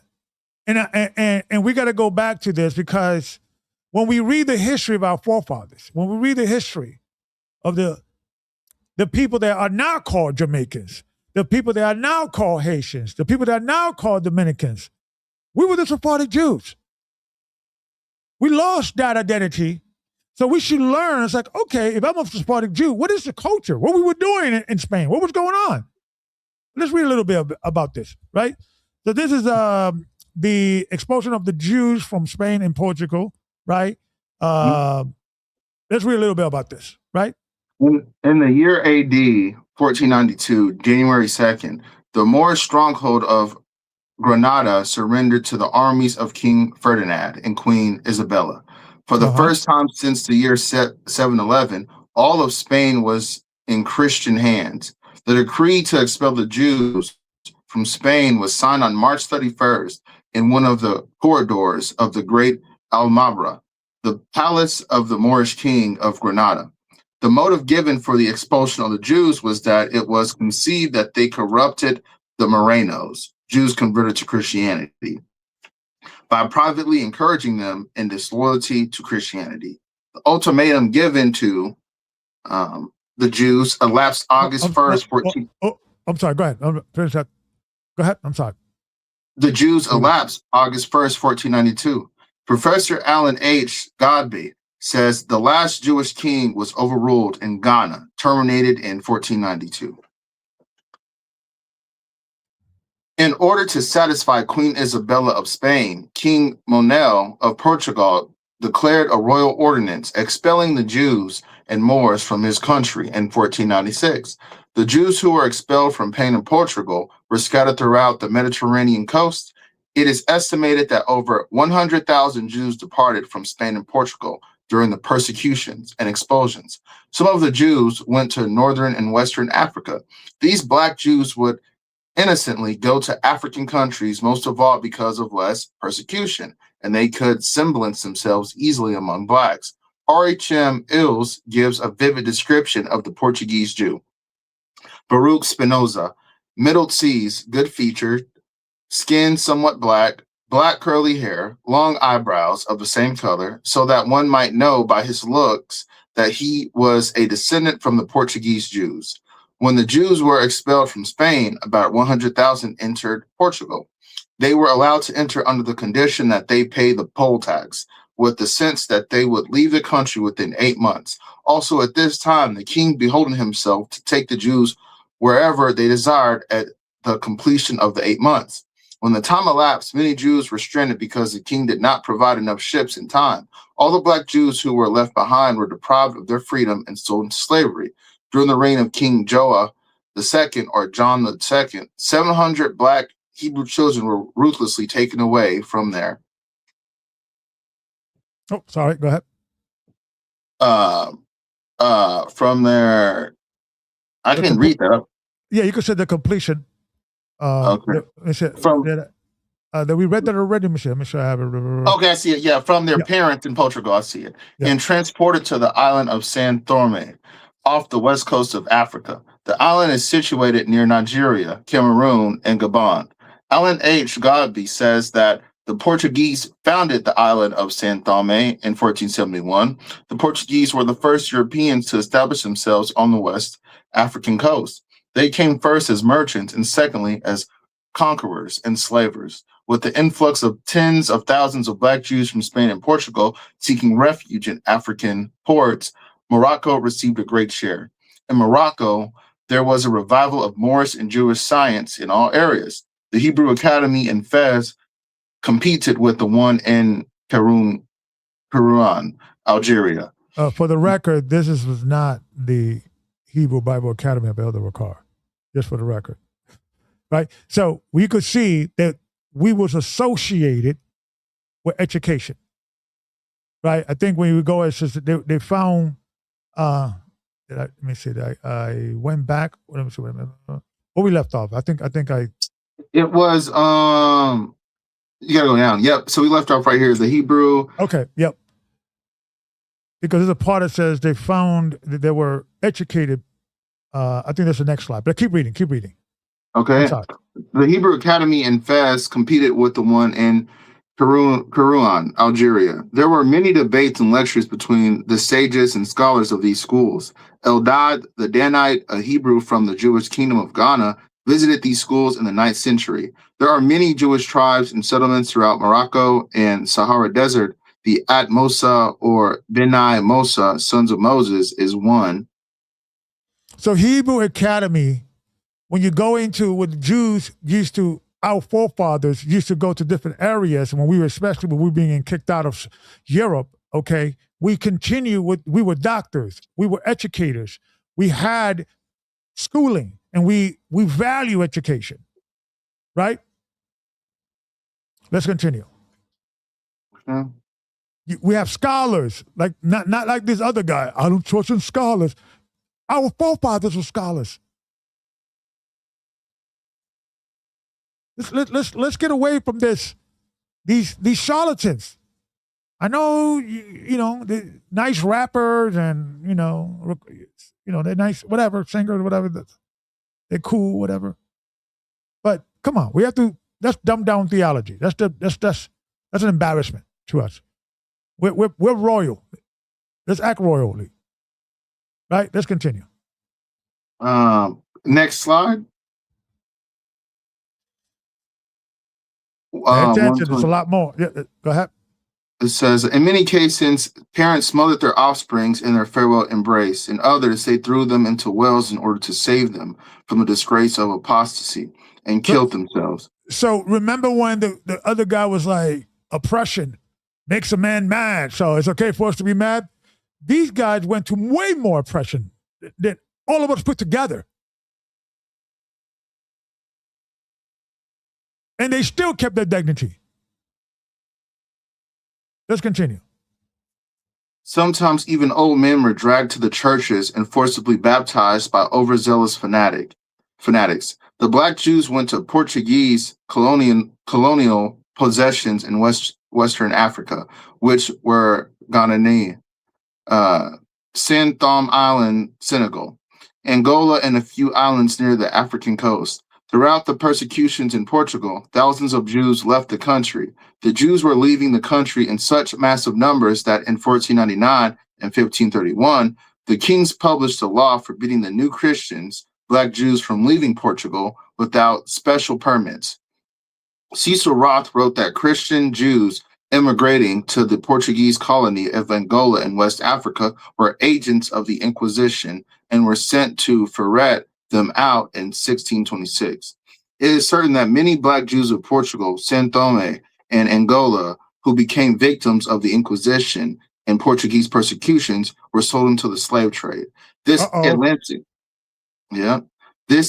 slave trade lasted more than 400 years from 1444 to about 1880 in various parts of South America. Some scholars have located Black Jews within the whole Nigerian riverbed. The countries in this territory that have contained Black African Jews include the following: Upper Volta, Ivory Coast, Ghana, Togo, Dahomey, and Nigeria. We were honorable men. We were educated. We were stoic. And all through our oppression. Yes, these Jews in Spain did not accept Yeshua. They were not Yeshua believers, right? And we get that. And they will be impressed by this satanic Roman Catholic new thing that was taking over the world, right? But we gotta give honor to our ancestors, man, and be inspired by them to do better and continue their work and continue their. We have to. What did the One West ideology has contributed to the world? What positivity? What street is named after us? What university that we started, and what even in the ghetto? What anything that is associated with them?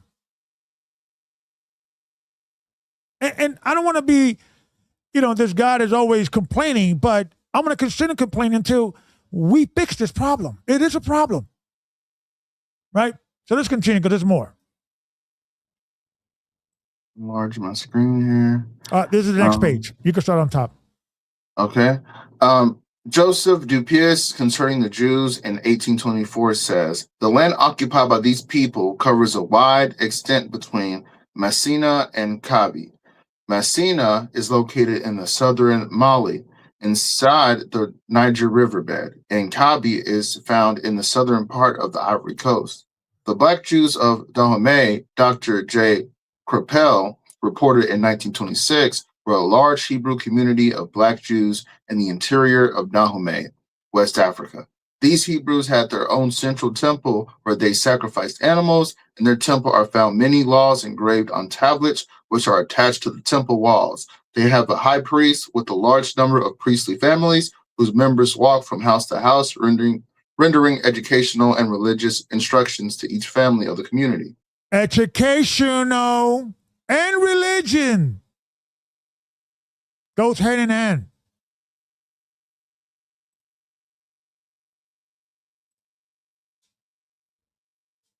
Education is important, folks. Our forefathers knew it, and we respected that. We understood that.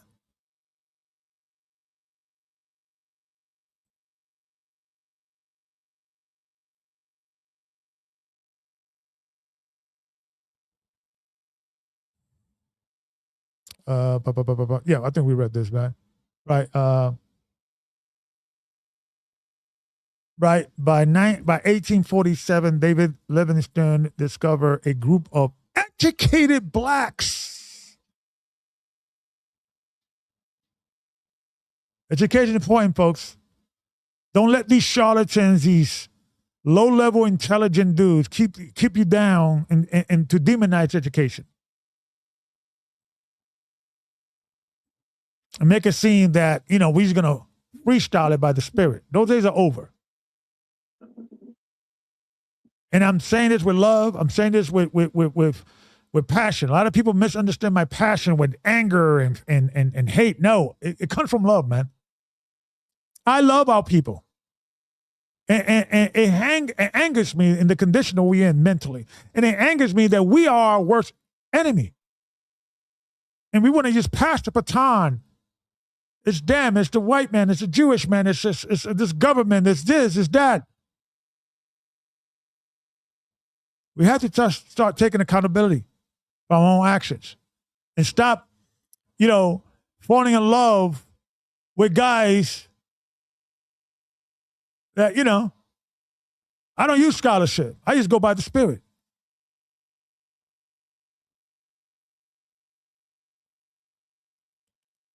Anybody that's been involved with this organization, please let me know. You visited. I know there was a brother and sister that called me. Brother and sister, forgive me. I misplaced your number. Please text me again because they asked me about what do I think about this church and all that. They were considering joining it, and I didn't know too much about it. I was like, well, let me do a little research before I let you know. My personal opinion is absolutely not. Run from this guy. He's going to keep you ignorant.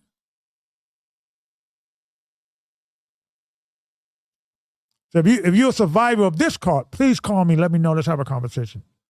Because we have to warn people. This is bigger than Ricard. This is bigger than GOCC.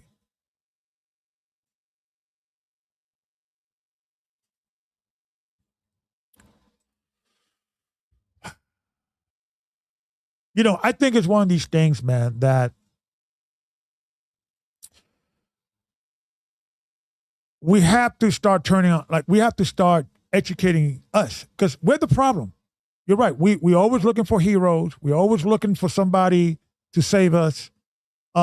We constantly get bombarded with these heroes type of story. The Matrix, Neo was the one. Doom, this guy, the one. Superman, he came from heaven to rescue us. Batman fighting crime, right? Looking for these heroes to save us. But Yeshua had been telling us for 2,000 years and through his word, the kingdom of heaven is in you. You're the hero that you're looking for. Stop looking for heroes. Stop looking for elders. Get together with like-minded people and learn. And you're right. Take responsibility to learn this book. It's your responsibility. Seek your salvation with fear and trembling. And until we start taking responsibility and stop saying, well, Elder, where are we going to go? Well, how are we going to do? What you mean? What do you mean? Where are we going to go? We're going to stay right here and we're going to read this book and we're going to apply it in our lives. We're going to learn. It is amazing that for our career, right? We will spend 4 years in college. We will take, right, all kinds of investment to get a degree for our career. We go to get the experience. Exactly. We go to the gym 3 times a week to try to, maintain our body. But we got fresh. Fresh is on. Okay, Brother Fresh, I want to let you come in a few minutes. I want to hear your thoughts. You know, we get in shape. We're trying to get, you know, we invest for our body, invest for our career. But for our salvation, we be like, I'm just going to let Elder Gabar teach me. I'm just going to, Elder, you're not going to invest in your salvation and understand the Bible? And I think about it. That's why in one of the scriptures, I forgot which prophet, but he says, give it to your governors and see if they will accept it from your hands. Meaning that this same quality that you're giving me, try giving that to, like you mentioned, give that same effort to one of these careers that you're trying to get into and see if they'll accept it. They won't even accept it. So why are you trying to give that to me? Exactly. Absolutely. Brother Fresh, you live, you in, can you hear us? What you got to add to this conversation? Yes, hello, brothers. How y'all doing today? Great. Yeah, great show so far. You know, Gabar, and I appreciate that info on the brother Dr. Crummell, is it? Yeah. Yeah. I'm definitely look into him because, you know, you said Queens. I'm from Queens, so I mean, aside from that, but it was just, you know, I just thought that it was a little extra, you know. So I'm gonna definitely check into that. I had put in a post on the chat earlier that I just had one question for everybody. And before, well, I'm gonna say this. My mom is from Ecuador and my dad was Haitian, right? Mm-hmm. And I was raised by a Dominican. Now, coming up, you know, as in a Latino home, because I was raised by my mother and my stepdad, you know, I would hear certain little, you know, slick comments against, you know, morenos, which is blacks, right? Mm-hmm. And so I think that a lot of that had to be, of course, you know, media driven, the jacket that, you know, African Americans that would put the jacket that was put on them as far as like troublemakers, right. And they're always doing things and that kind of stuff. Me, myself, I never looked at that because, of course, I'm looking at my grandmother is Brother Daniel's complexion. My mother is lighter than you. Me and you are about the same complexion, Gabar. Right. So we're light skinned, right? Yeah. In New York, I'm looked at as like, yo, you Latino? What are you Puerto Rican, Dominican? What? Right. You know? Yeah. I'm in the South now, so a lot of people don't really pretty much know like what I am. Now I'm gonna say this again. Growing up, I would hear the little slick comments against darker, you know, people. Yeah. Now, when it came to darker Latinos, I didn't really hear that. I would more hear my stepdad say, yeah, it's messed up. You know how Americans, whatever, you know, they treat, you know, these Latinos who were darker. But when it came to the Americans who were black, it wasn't the same energy. Now, me, myself, what I experienced today out here in Atlanta, when I'm amongst Latinos, I don't broadcast myself as to what I am. So I'm just rolling, doing my job or whatever. So I notice a kind of energy towards me, like, you know, like they kind of look at me sometimes like I'm the N-word, you know. Now, when I start speaking Spanish to them, oh, tú hablas español, where are you from? Da-da-da, this and that. So I'm like, yo, that's weird, you know, to me, that you was looking at me like kind of some type of way, because you didn't know what I was until I started speaking Spanish. Now, all of a sudden, I'm cool. So my question that I want to, you know, come to is why? And like I said before, I lived in Ecuador for a year. Same thing. I noticed the discrimination against the dark African Ecuadorians. Right. So it confused me because I'm like, y'all all Ecuadorians. So why are you hating on the darker brothers? In America, I understand, you know, you got the white, black thing going on, but y'all are all Ecuadorians. Same thing, Colombia. They kind of look down on the darkest. Dominicans, same thing. Puerto Ricans, Cubans. Celia Cruz was very discriminated against because her color, and she was from Cuba, but her people, light-skinned people, didn't like her. So my question is, why is it that the dark race, no matter what country they're from, their fellow countrymen have something towards them? Can I take the first, Brother Gabar? Yeah, please. Okay, so based upon my understanding is that because the Europeans are the hegemony of this world, and they have standardized their concepts upon the world. So because they're the hegemony, the closer you are to that is the more you can kind of assimilate into it or be like them. And so because of that, people have taken that ideology on and applied it in their respected areas. So that's my understanding of it. Right. It's like if it was the other way around, if the elite, right, if they only had, because, Europeans, I think it's only like they debate between 97% of the world population, right? But at least here in the West, they're considered to be the elite, right? In regards of racial comparison, in regards of, how much they make and, everybody else. I know Indians do pretty well. I think Indians are doing even better than whites in America in regards of economics and things of that nature. And I'm talking about East Indians, but they're the standard, right? So if it was reversed, if it was 7% of black people only and everybody else was white and brown, they will be the standard of what is considered to be the elite, so to speak, or preference. It will be the other way. Marry yourself a nice black boy. Yeah. Right, nice. Right? It will be the other way around, right? So that's just what it is. And we have to just, it's just what it is. We have to just get used to it and understand that we're living in this world of colorism and, I'm pretty sure that, I don't know if Yeshua doesn't get it, but another next 50 years, it's gonna the tide could turn, depending, right? If we become the most educated, the most if the statistics becomes that black man and Hispanic man are outpassing black women and Hispanic women in education and things of that nature, and outpassing Indians and getting better, and we put it into that culture. The people are going to be like, hey, man, you should marry one of these blacks, man. The blacker the better, baby. Because, so it's just perception. We have to, understand that it's the world we're in. And like I said, in the scripture said, in Ecclesiastes, consider why things are the way they are. Don't get angry. Don't get mad. Don't get a little bit. Just consider why it is. So absolutely. Brother Fletcher, anything else you want to add?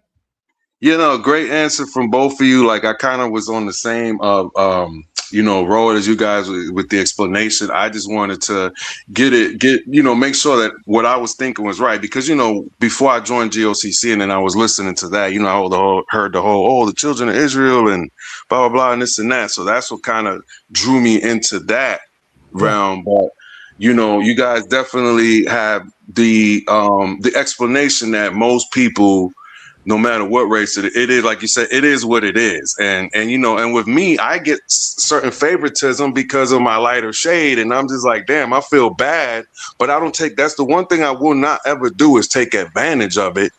How would I say? I would use it for a positive, but I won't do it to like step over my fellow brothers. You know what I'm saying? Darker brothers or anything. Because again, I represent both. My like I said, my grandmother is Brother Daniel's complexion, and my mom's lighter than both me and you. You know what I'm saying? So I rep both. I'm not taking either side. So my best advice to that is let's figure out a way to change that stereotype. In the next 50 years, let's take on that challenge. Let's take on that and think positive towards it, and act towards it, and spread that and promote it, right? And before you know it, people are like, you know what? That thing that used to be back in the day. That's back in 2026. That's old. So right? You're absolutely right, Gabar. I think that the education is the prime thing, because I think a lot of people respect that no matter what color you are. They might come at you funny, but once you start speaking and they see your intellect, they hear you, you know what you're talking about, their energy does change. You're welcome. Thank you. Yes. So let's use that. Consider, like the scripture says, consider when your oppression. See what works. See what's going on. And right. So if education is a great equalizer, okay, let's do that. Don't be poor, broke, complaining. Why I gotta go to school to be to be respected, man? I'm a man. Okay, stay mad, dude. Okay. And to add on top of that, I think education is how you get that view or that perspective in Deuteronomy 4:6 when it says, "Truly, this great nation is a wise and understanding people." Yeah. I mean, I think education might be the avenue to come into that. So yeah. Yeah, with the scriptures and education. I'm telling you, those two combinations, explosion of right. It's forget about it. You want to change the perception about people? The scripture and education. Automatically, people are going to be loving us. But Brother Salas, what you got to bring to this conversation? Thank you, brother, for joining us. What's going on? What say you? Can you hear me? I can hear you loud and clear. What say you? Awesome. No, I just want to say this beautiful program to talk about things. Brothers talking about, what his experience and one previous just got off. I know in like a lot of families where I'm from, a lot of the families that come from what we call Mexican or Chicano families, half of the family is dark skinned, some are morenos, some are more white, and all from the same parents. But it's always the case where they always want to favor the lighter color ones in the family. It's just a thing we got to get over, to just learn how to deal with it. And yeah, it's something that we got to put it to the test and find the ways to make things better. Yeah, because listen, when you go into the elite, you see the elite, they don't care about your race. When you're in that level of elite, there's black professors, there's an Hispanic professor, there's Indian professors. They don't. What's your name? Oh, okay. Then you go. There you go.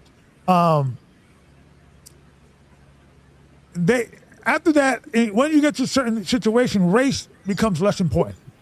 Is your credentials and what you can produce, and so if we know that, we could talk about that. Okay, let's use that. So then people will remove these negative images about us. Let's be part of the solution. I'm not going to fall to the stereotype. What will make me not fall into the negative stereotype, rather than complaining like, why you have to stereotype me? Okay. Stereotype is a real thing. We all stereotype each other. Everybody judges a book by its cover. Everybody does it. We all a little biased. We all, that's just life.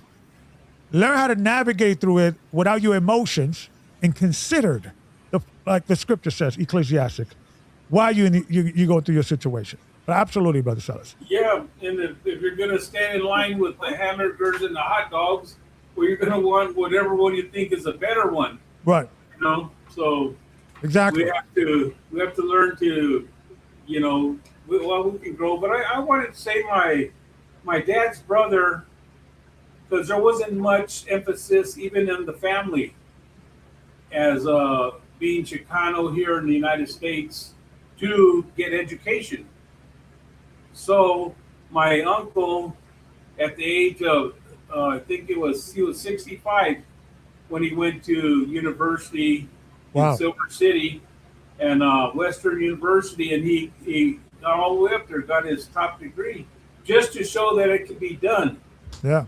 And after that, all his sons, some of them went straight to school, straight out, and some just took classes, a few classes at a time. And that was over about, 10, 15 years till they got their degree. Then they moved right up from being like UPS drivers of a truck and then a semi. They went straight up to working in the offices, the headquarters, where he says they just work 3 days and the other 2 days they go and play golf. So it is good to get the education, and we can do it if we start encouraging one another. Now, I know, like my father would tell me in Mexico, why is it in Mexico, the same church that we belong to in the United States, in Mexico, they're writing books, they're doing stuff, and in America, why aren't the children writing books? Why aren't the brothers writing books? Right. Why aren't they getting educated? Well, he thought it was because we're between two languages. Yeah. He thought we had to just go with either Spanish or English so we can get a better. He thought because they're just one language in Mexico, they're able to emphasize more on education. I don't really know what was the correct answer, but we could find out, and we can start finding out how to start encouraging one another to get educated. Yeah, because it's like, everybody knows I got 2 jobs. I got let go from my first job, and it was a mutual thing because there was a lot of it's. I wish him Godspeed. I have no hard feelings, and I kind of view it as a positive thing in my mind, I think. And I never burned my bridges with work and people that I work for and things of that nature. So I called some friends of mine, and I got lined up with another job. But I was like, yeah, okay, I'm going to do it. But you know what? And I was talking to my wife, said, baby, I got this other 9 job. I could instead of go back to school. I mean, go back to another job. Instead I could, maybe go back to school for a few. Let me continue, maybe advance this, the Hebrew class I'm taking. I'm gonna take different degrees. I'm gonna try to get this is a thing called fire safety director course that you could take. It's gonna probably take me like 6 weeks. I'm thinking, before going back to work, let me get some licenses and some things that I want to get before I go back to work. Right, it could help me with also my career, but also things I want to do. Right, and she's like, baby, yeah, do it. And that's why I love my wife. She's very supportive and things of that nature. And yes, I'm losing half my salary, but now I'm replacing it with time. Now I got some time. Like, instead of go back to jobs, and I got stuff lined up that I could go back to if I need to. But let me take a little break. Maybe at least 3 months, and just save. And they gave me a nice little stipend that could, a nice little check to go away with. So I'm okay. So it's not like for the next few months, it's like I'm making the same money because they gave me a little change for me to go away, and I was like, okay, fine. And I'm like, you know what? Let me go back to school. Let me take this time, at least 3 months, to get some degrees and some things and some licenses and so forth, so on. So these are the type of things we have to stop talking about, because it's like, if I had the money and the time, I'll go back to school. Like if I could, if I hit the lotto, I'll be like, oh, good. I don't have to work. Let me get me educated. So it's and I've noticed that people dealing with poverty, we have to get more creative with education, and because it's expensive, life is expensive, everything else. We don't have the luxury to say, Dad, I'm going to take a year off and travel the world. We don't have that type of, right? We don't have a rich daddy that they could send us, right? So we have to be more creative, but it's still available. It's still accessible. It's a little harder for us, but man up, consider, use wisdom and your oppression, like the scripture says. Don't stay angry about it, and come with a plan and move forward. We can get creative even with, like my friend, he was a heavyweight lifter, Mario Martinez. He was always at the gym working out, deadlifting, 500, I don't know what the top weights were. Back then, going to the Olympics and everything. Well, he didn't have to work because the community, because the town where he was not born, but where he was raised up, they loved so much that their man from that town was in the Olympics. They started a thing where people would just donate money, right? And then they supplied him where he didn't have to work. He could just concentrate on weightlifting. Yeah, sometimes it's just community. Like the Mr. The pastor. Let me get his name. I'm sorry because I'm bad with names. Crywell. Corral. Right? I don't know. Alexander Crywell, right? Yeah. He did the same thing with his community. They gathered money and they sent him to college, and he came back with that knowledge. So maybe as a community, we do stuff like Susu and all that. Maybe we have to say, how much going to cost to send somebody to college or send somebody. But before you can even get to that point, and this is what I've been emphasizing, there has to be a relationship. Yes. You see what I'm saying? Like right now, there's just literally everybody is so consumed with their own lives. So it's like there's literally no relationship, and that relationship needs to be in an environment of vulnerability, which means like on an intimate level, we know one another. That whole supporting one another comes naturally. It's like it's like a second sense. So. Yes. So a community. It starts off with an idea. Yeah. It starts off with an idea, and then before you know it, in the multitude of counselors, there's wisdom. Mm-hmm. Someone will come up with a wise way to pull it forward, with different thoughts. Right. That's why these shows are important, man, to talk about it. And we need more people to come on and have a conversation. We need more people to get inspired to come up with great ideas, because we could be here for the next 10,000 years, but we are applying what we're talking about. There's going to be 1,000 other cars and other charlatans running around talking about God is talking to me and revealing stuff to me. And people are like, what? What is it? But education is important. Understanding go ahead. A great idea, and I was talking to my friend Eli about this. And so I would recommend everybody watch Professor Zhang. He's really good. Brother Gabar, you put me on him. And at first I didn't like him, but you were just like, keep watching him. And I watched him there. I really like his lessons. And so basically he was going into the concept of money, and that money is not valuable, but in the sense of like money is where the power is at. What money does is it allows us to standardize or centralize our thoughts. Like, so what does that mean? There was an experiment, right?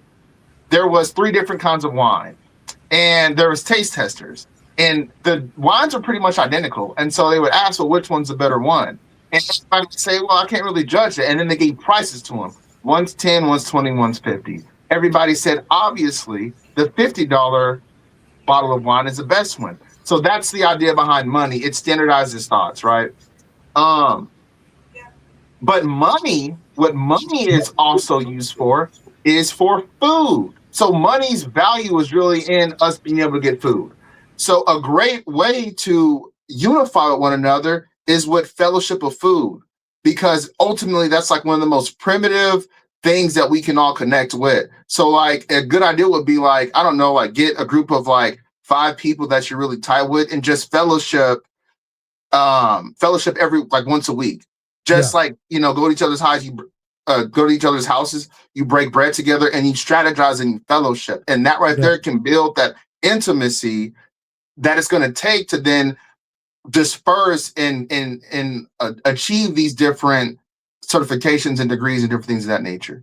So that's just that's why important is to first start waking up our people from that mindset that allows them or makes them end up in these type of cults and these type of churches that keep people stagnant to just listen to one leader, and whatever that leader is being told by God to do and say, he's going to reveal, this hero worship thing that it is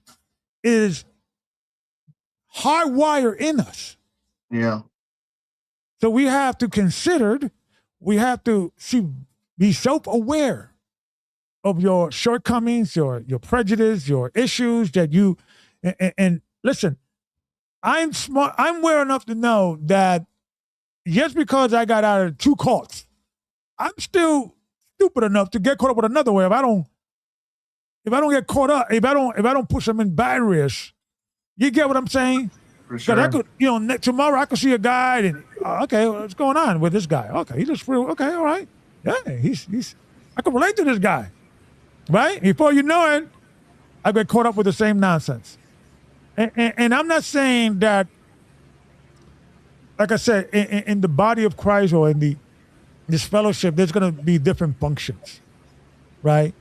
But we have to understand that the main understanding is the mission, not an individual, right? Yes. We have to uplift our people. We have to get these people from this mindset that looking for heroes and looking for, people that have some secret knowledge that nobody has.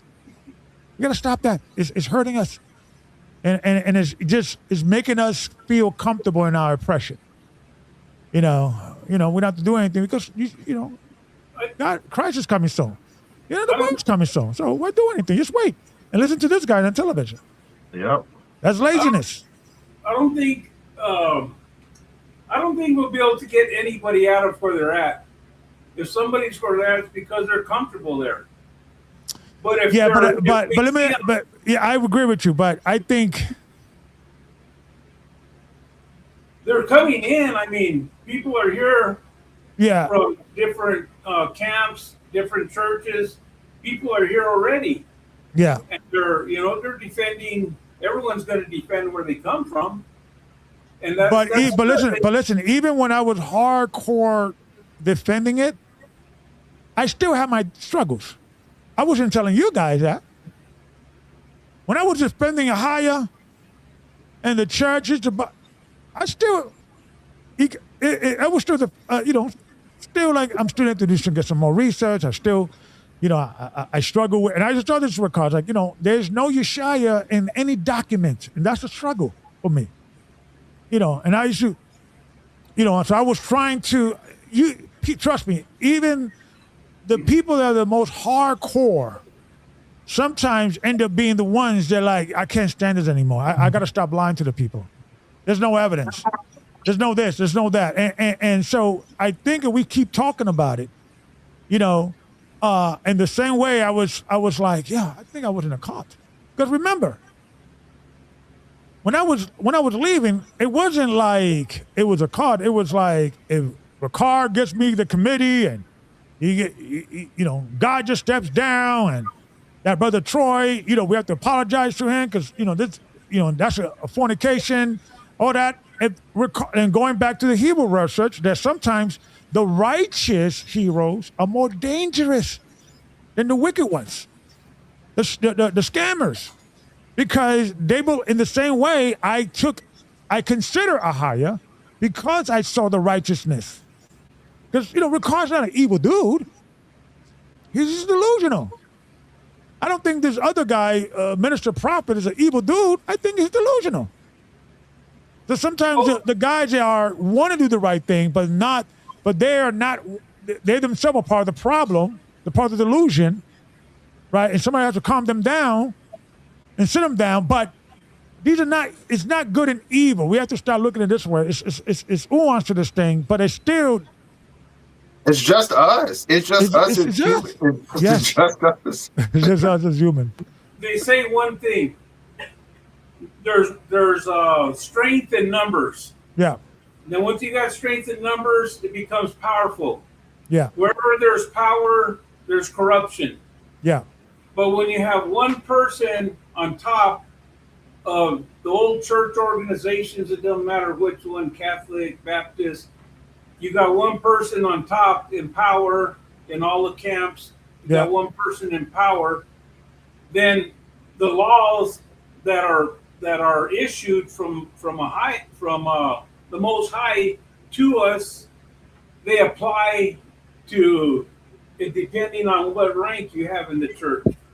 Right. So you could be sentenced, you could be chastised, but once if you're getting to a certain level in the churches, no matter where you're at, it gets corrupted. Yeah. So we have to come up with a system that does not let the people, the preachers, the leadership be in control of the money. And even the people in control of the money are in control in a certain way, but you got to have, a bank, a finance department. You have to have different departments where now one of them can, the multitude of counselors, something is sure to come up. And, and then the money-wise, a lot of us, when you give a gift, we're not giving gifts to corrupt. Right. If we attended the academy all these years with Ricard, why we weren't giving him money as a gift so that he could do something for us. We were doing it because we wanted to learn. Yeah. Yeah. And when we give, tithe and offering, we're just doing it, to help whatever we're participating in grow. Yeah. But when people see that there's other ways to do it, they're going to go back and they're going to be coming in. They're going to be dropping in. There's always going to be people dropping in and they're gonna see what they can take, what we got here, and do it where they're at. And if they see it doesn't work, at least they know there's a place that it does work. Yeah. But yes. Yeah. And I think right now we're in the first stage. I believe that the first thing, you're right. There's strength in numbers. So I think it may be, and I'm not saying God is revealing anything to me, but I'm just theorizing things, that it may be that the true church of Christ is going to come out of all the people that got hurt from these cults and these evil churches and these, you understand what I'm saying? And then now we could come together and say, you know what, we're not going to pick any leaders necessarily. We're going to just, or learn how to do it right because we've been doing it wrong for so long. I don't know. So I think right now, our first thing, we need to get numbers. We got to get these people out of here, these cults and these mindset like, scholarship, don't listen to scholarship. Don't listen, these evil these type of guys, we have to expose them. And not only expose them, but try to talk to the actual people that are in these organizations and try to convey to them, get out of that. And have a support group that we're not a church, man. We just call survivors just like you. We just want you to, get out of that mindset so then you could think clearly. Yeah. Go ahead. And to give some more insight on like just how like influenced we are as human beings, like I would really recommend you guys watch that video, that Dune video that goes into the psychology behind the creator, because like I had to really like reflect on myself, because the whole concept of that movie was to warn of anti-heroes. And I literally still like the anti-hero. And then I went back and I said, oh my gosh, the whole concept was for me to be one of this guy, and I still liked him anyways. Right. And I just figured this out because I had to do research on the movie. Yeah. So I mean, just like that, I fell into a cult, basically. Yeah. Because heroes are designed to be like. They're stoic. They represent. They are the image of what we want to become. Yeah. And I truly believe that this is the much deeper reasons why the Most High, the Father, told us, don't have any idols for me or anything under heaven, because we fall in love with idols. Not only a literal idol, but a human being that becomes an idol in our eyes. We always need an example, and I get that. And we could build a thing that we become each other's examples. We keep each other accountable. And we already have the blueprint. We got the blueprint. We got the blueprint. We got the answer right here. Don't add or take away. You know what, Gabar? That I was watching right before I came on the live. That 5 minute 30-second video you had. Yeah. Man, that thing there alone would have you like, if anybody who's kind of questioning, about where they are as far as with the church, watching that, you have to kind of go back and look. And even myself, I'm like, man, none of these things came true. It's like we were just put in fear, like the fear and the thing that, I didn't go as far as like packing up and selling all my stuff, because, I gotta, you got to think first. So, but to look at that and just see how the way you pattern that, man. And it was like, wow, like, bro, this dude was wrong every time. Yeah. And you have to really consider that. You have to really consider, am I following the right person? Like, is he, that was powerful, Gabar. I have to give you props on that. Well, I took that from another channel. So shout out to that channel. I gotta, let me get the channel real quick. Let me put the channel here as well. And now, let me go here rather. Just want to give shout out to the creator of that video. Yeah, shout out to them too. Mm-hmm. Yeah, I like what Judah King said. He said, looking for a king. Because isn't that what our people did when they were just like, we want a king? And then Samuel had to say, well, God was like, okay, Samuel, give him a king. And Samuel warned him. He said, if you get a king, he's going to take your women. He's going to take your sons for his war. He's going to take your land. And it's ridiculous. Yeah. So we always won. I'm sorry. This is the channel here, line by line. Let me put the link here so you guys can follow. and because I want to give credit where credit's due. But absolutely, but they did a powerful video there in regards to. So check out that video. Check out that channel. Please like and subscribe because they're gonna come up most likely with more videos. But absolutely, man. Sometimes it's just dropping the seed. It's just dropping the seed. It's just not giving up. Not using stuff like Gabar. You're dealing with swine, and you're not. Taking the brother down, negativity, just talk about positivity, yada, yada, yada. Exposing negativity is positive, right? Because let me see if I can find this quote that stuck for me, right? The quote of the day. The quote of the day is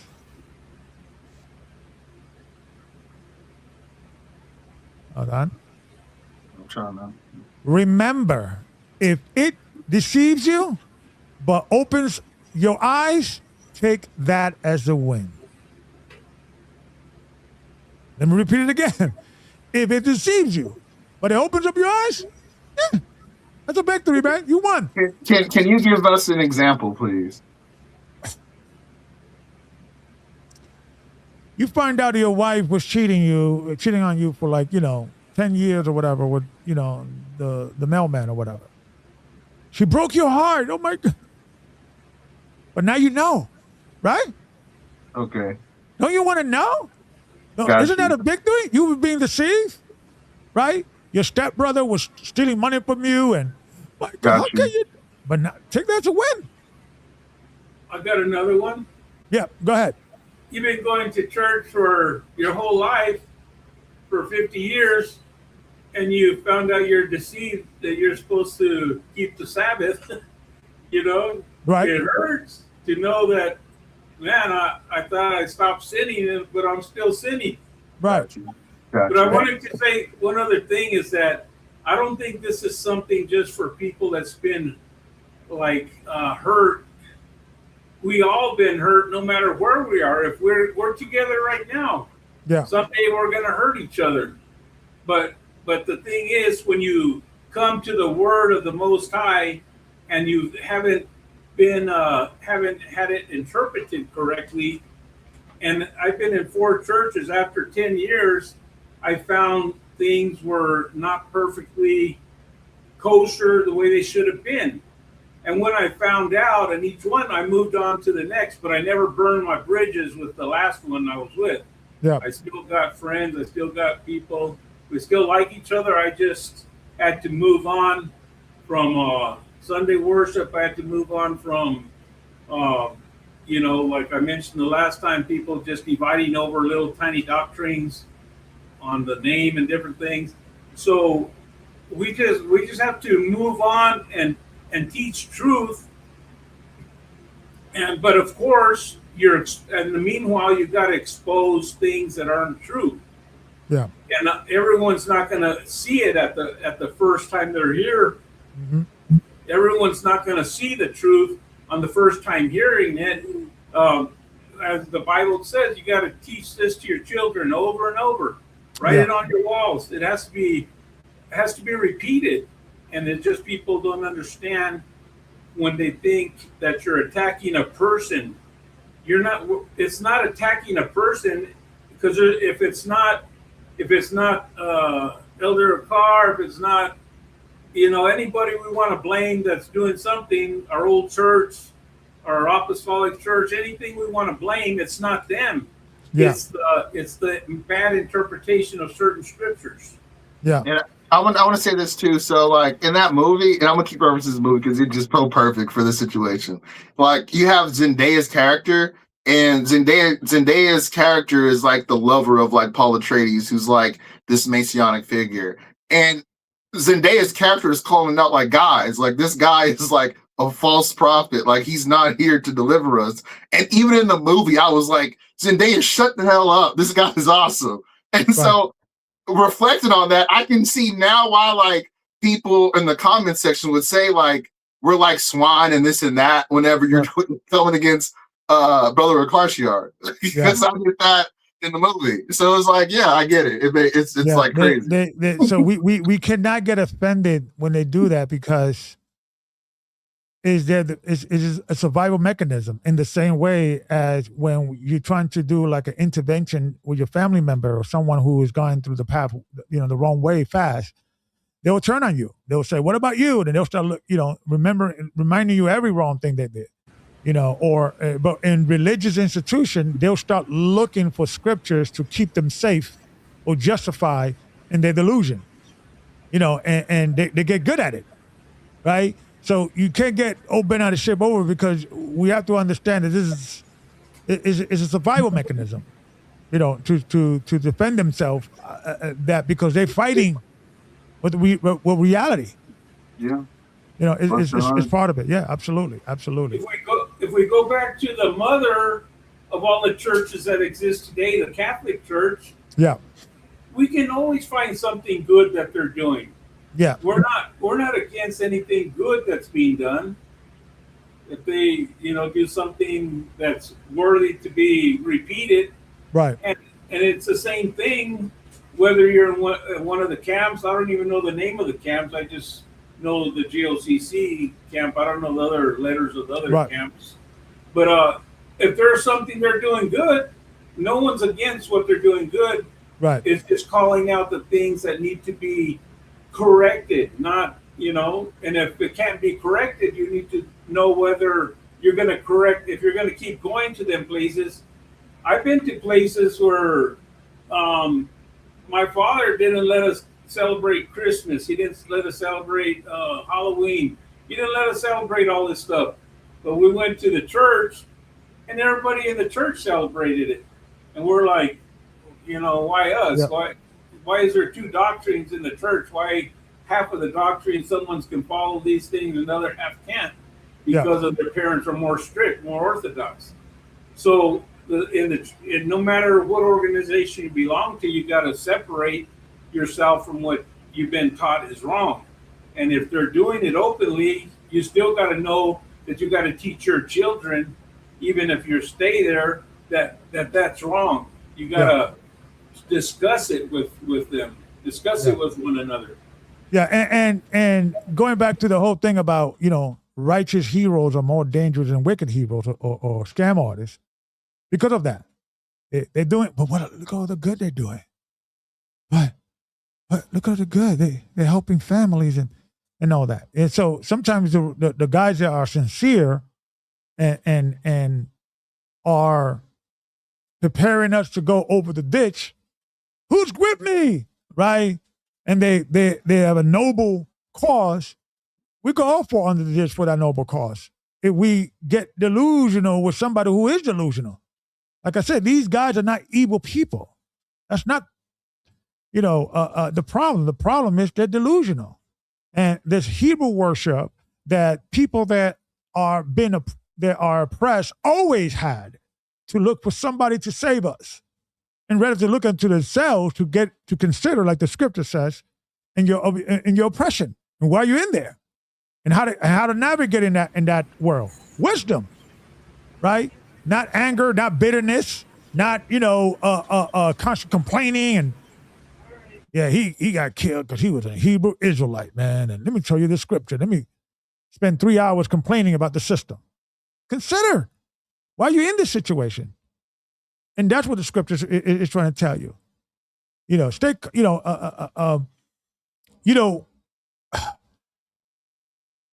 After a while, man, we have to start looking at ourselves, because it all started with us going against the commandments of God. He told us, Deuteronomy 28. People don't read the first half of it. If you keep my commandment, these are your blessings. If you don't, these are your curses. And we're going to blame everybody else but us and not consider in our oppression why we mad.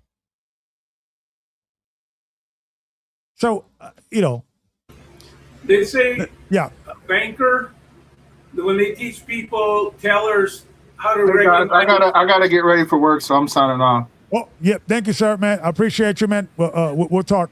Love ya.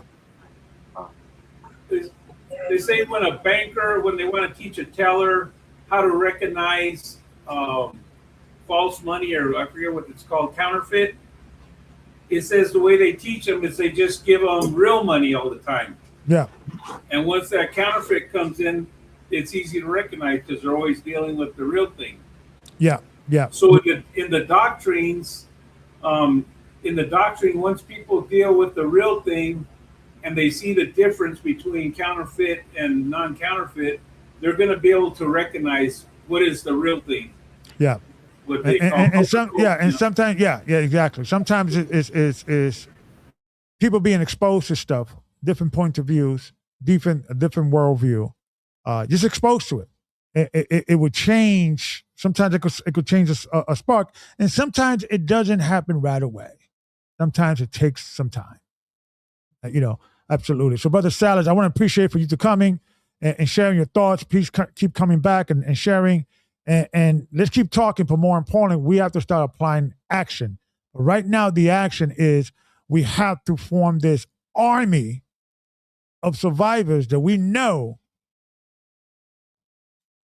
Now we got knowledge. Once we got out of these mindset, these hero worship, we could say, okay, now we know how not to do it. That's knowledge. That's wisdom. That's understanding. Now we can move forward to say, okay, we know how not to do it. Let's learn how to do it now. We know that way is wrong, which is the right way. So thank you, Brother Salas, for sharing and your wisdom and your understanding. Peace and blessings. Say hello to your wife for me. All right. Peace and blessings. Brother Fresh, any last words before we end the conversation? No, great show once again, Brother Gabar. Thank you for your time and thank you for letting me on. All right. Bless you, bless you, bless you. And, it's like anything else, guys. We have to eventually apply. We have to start applying some actions. For now, we're looking for recruitments of people that are in these type of scenarios, and how can we get out of it, and more importantly, help the next generation of kids not to get caught up with these things. The awakening is real. Blacks and Latinos are going to come across this history, come across Deuteronomy 28, and they're going to be inspired. We need to prepare the next generation that the person that inspired them or give them this awareness of who they are not dealing with some charlatan, some hero worship dude, or some guy, some brother or sister that is guiding them to this understanding without them freaking out. Don't quit your job. Don't drop out of college. No. Relax. Because there's some side effects here. We can see that now. Some negative of the awakening. So instead of complaining, let's become part of the solution. And all I'm saying is, who's coming with me? Remember, Christ is King. And let's do the work. Peace and blessings.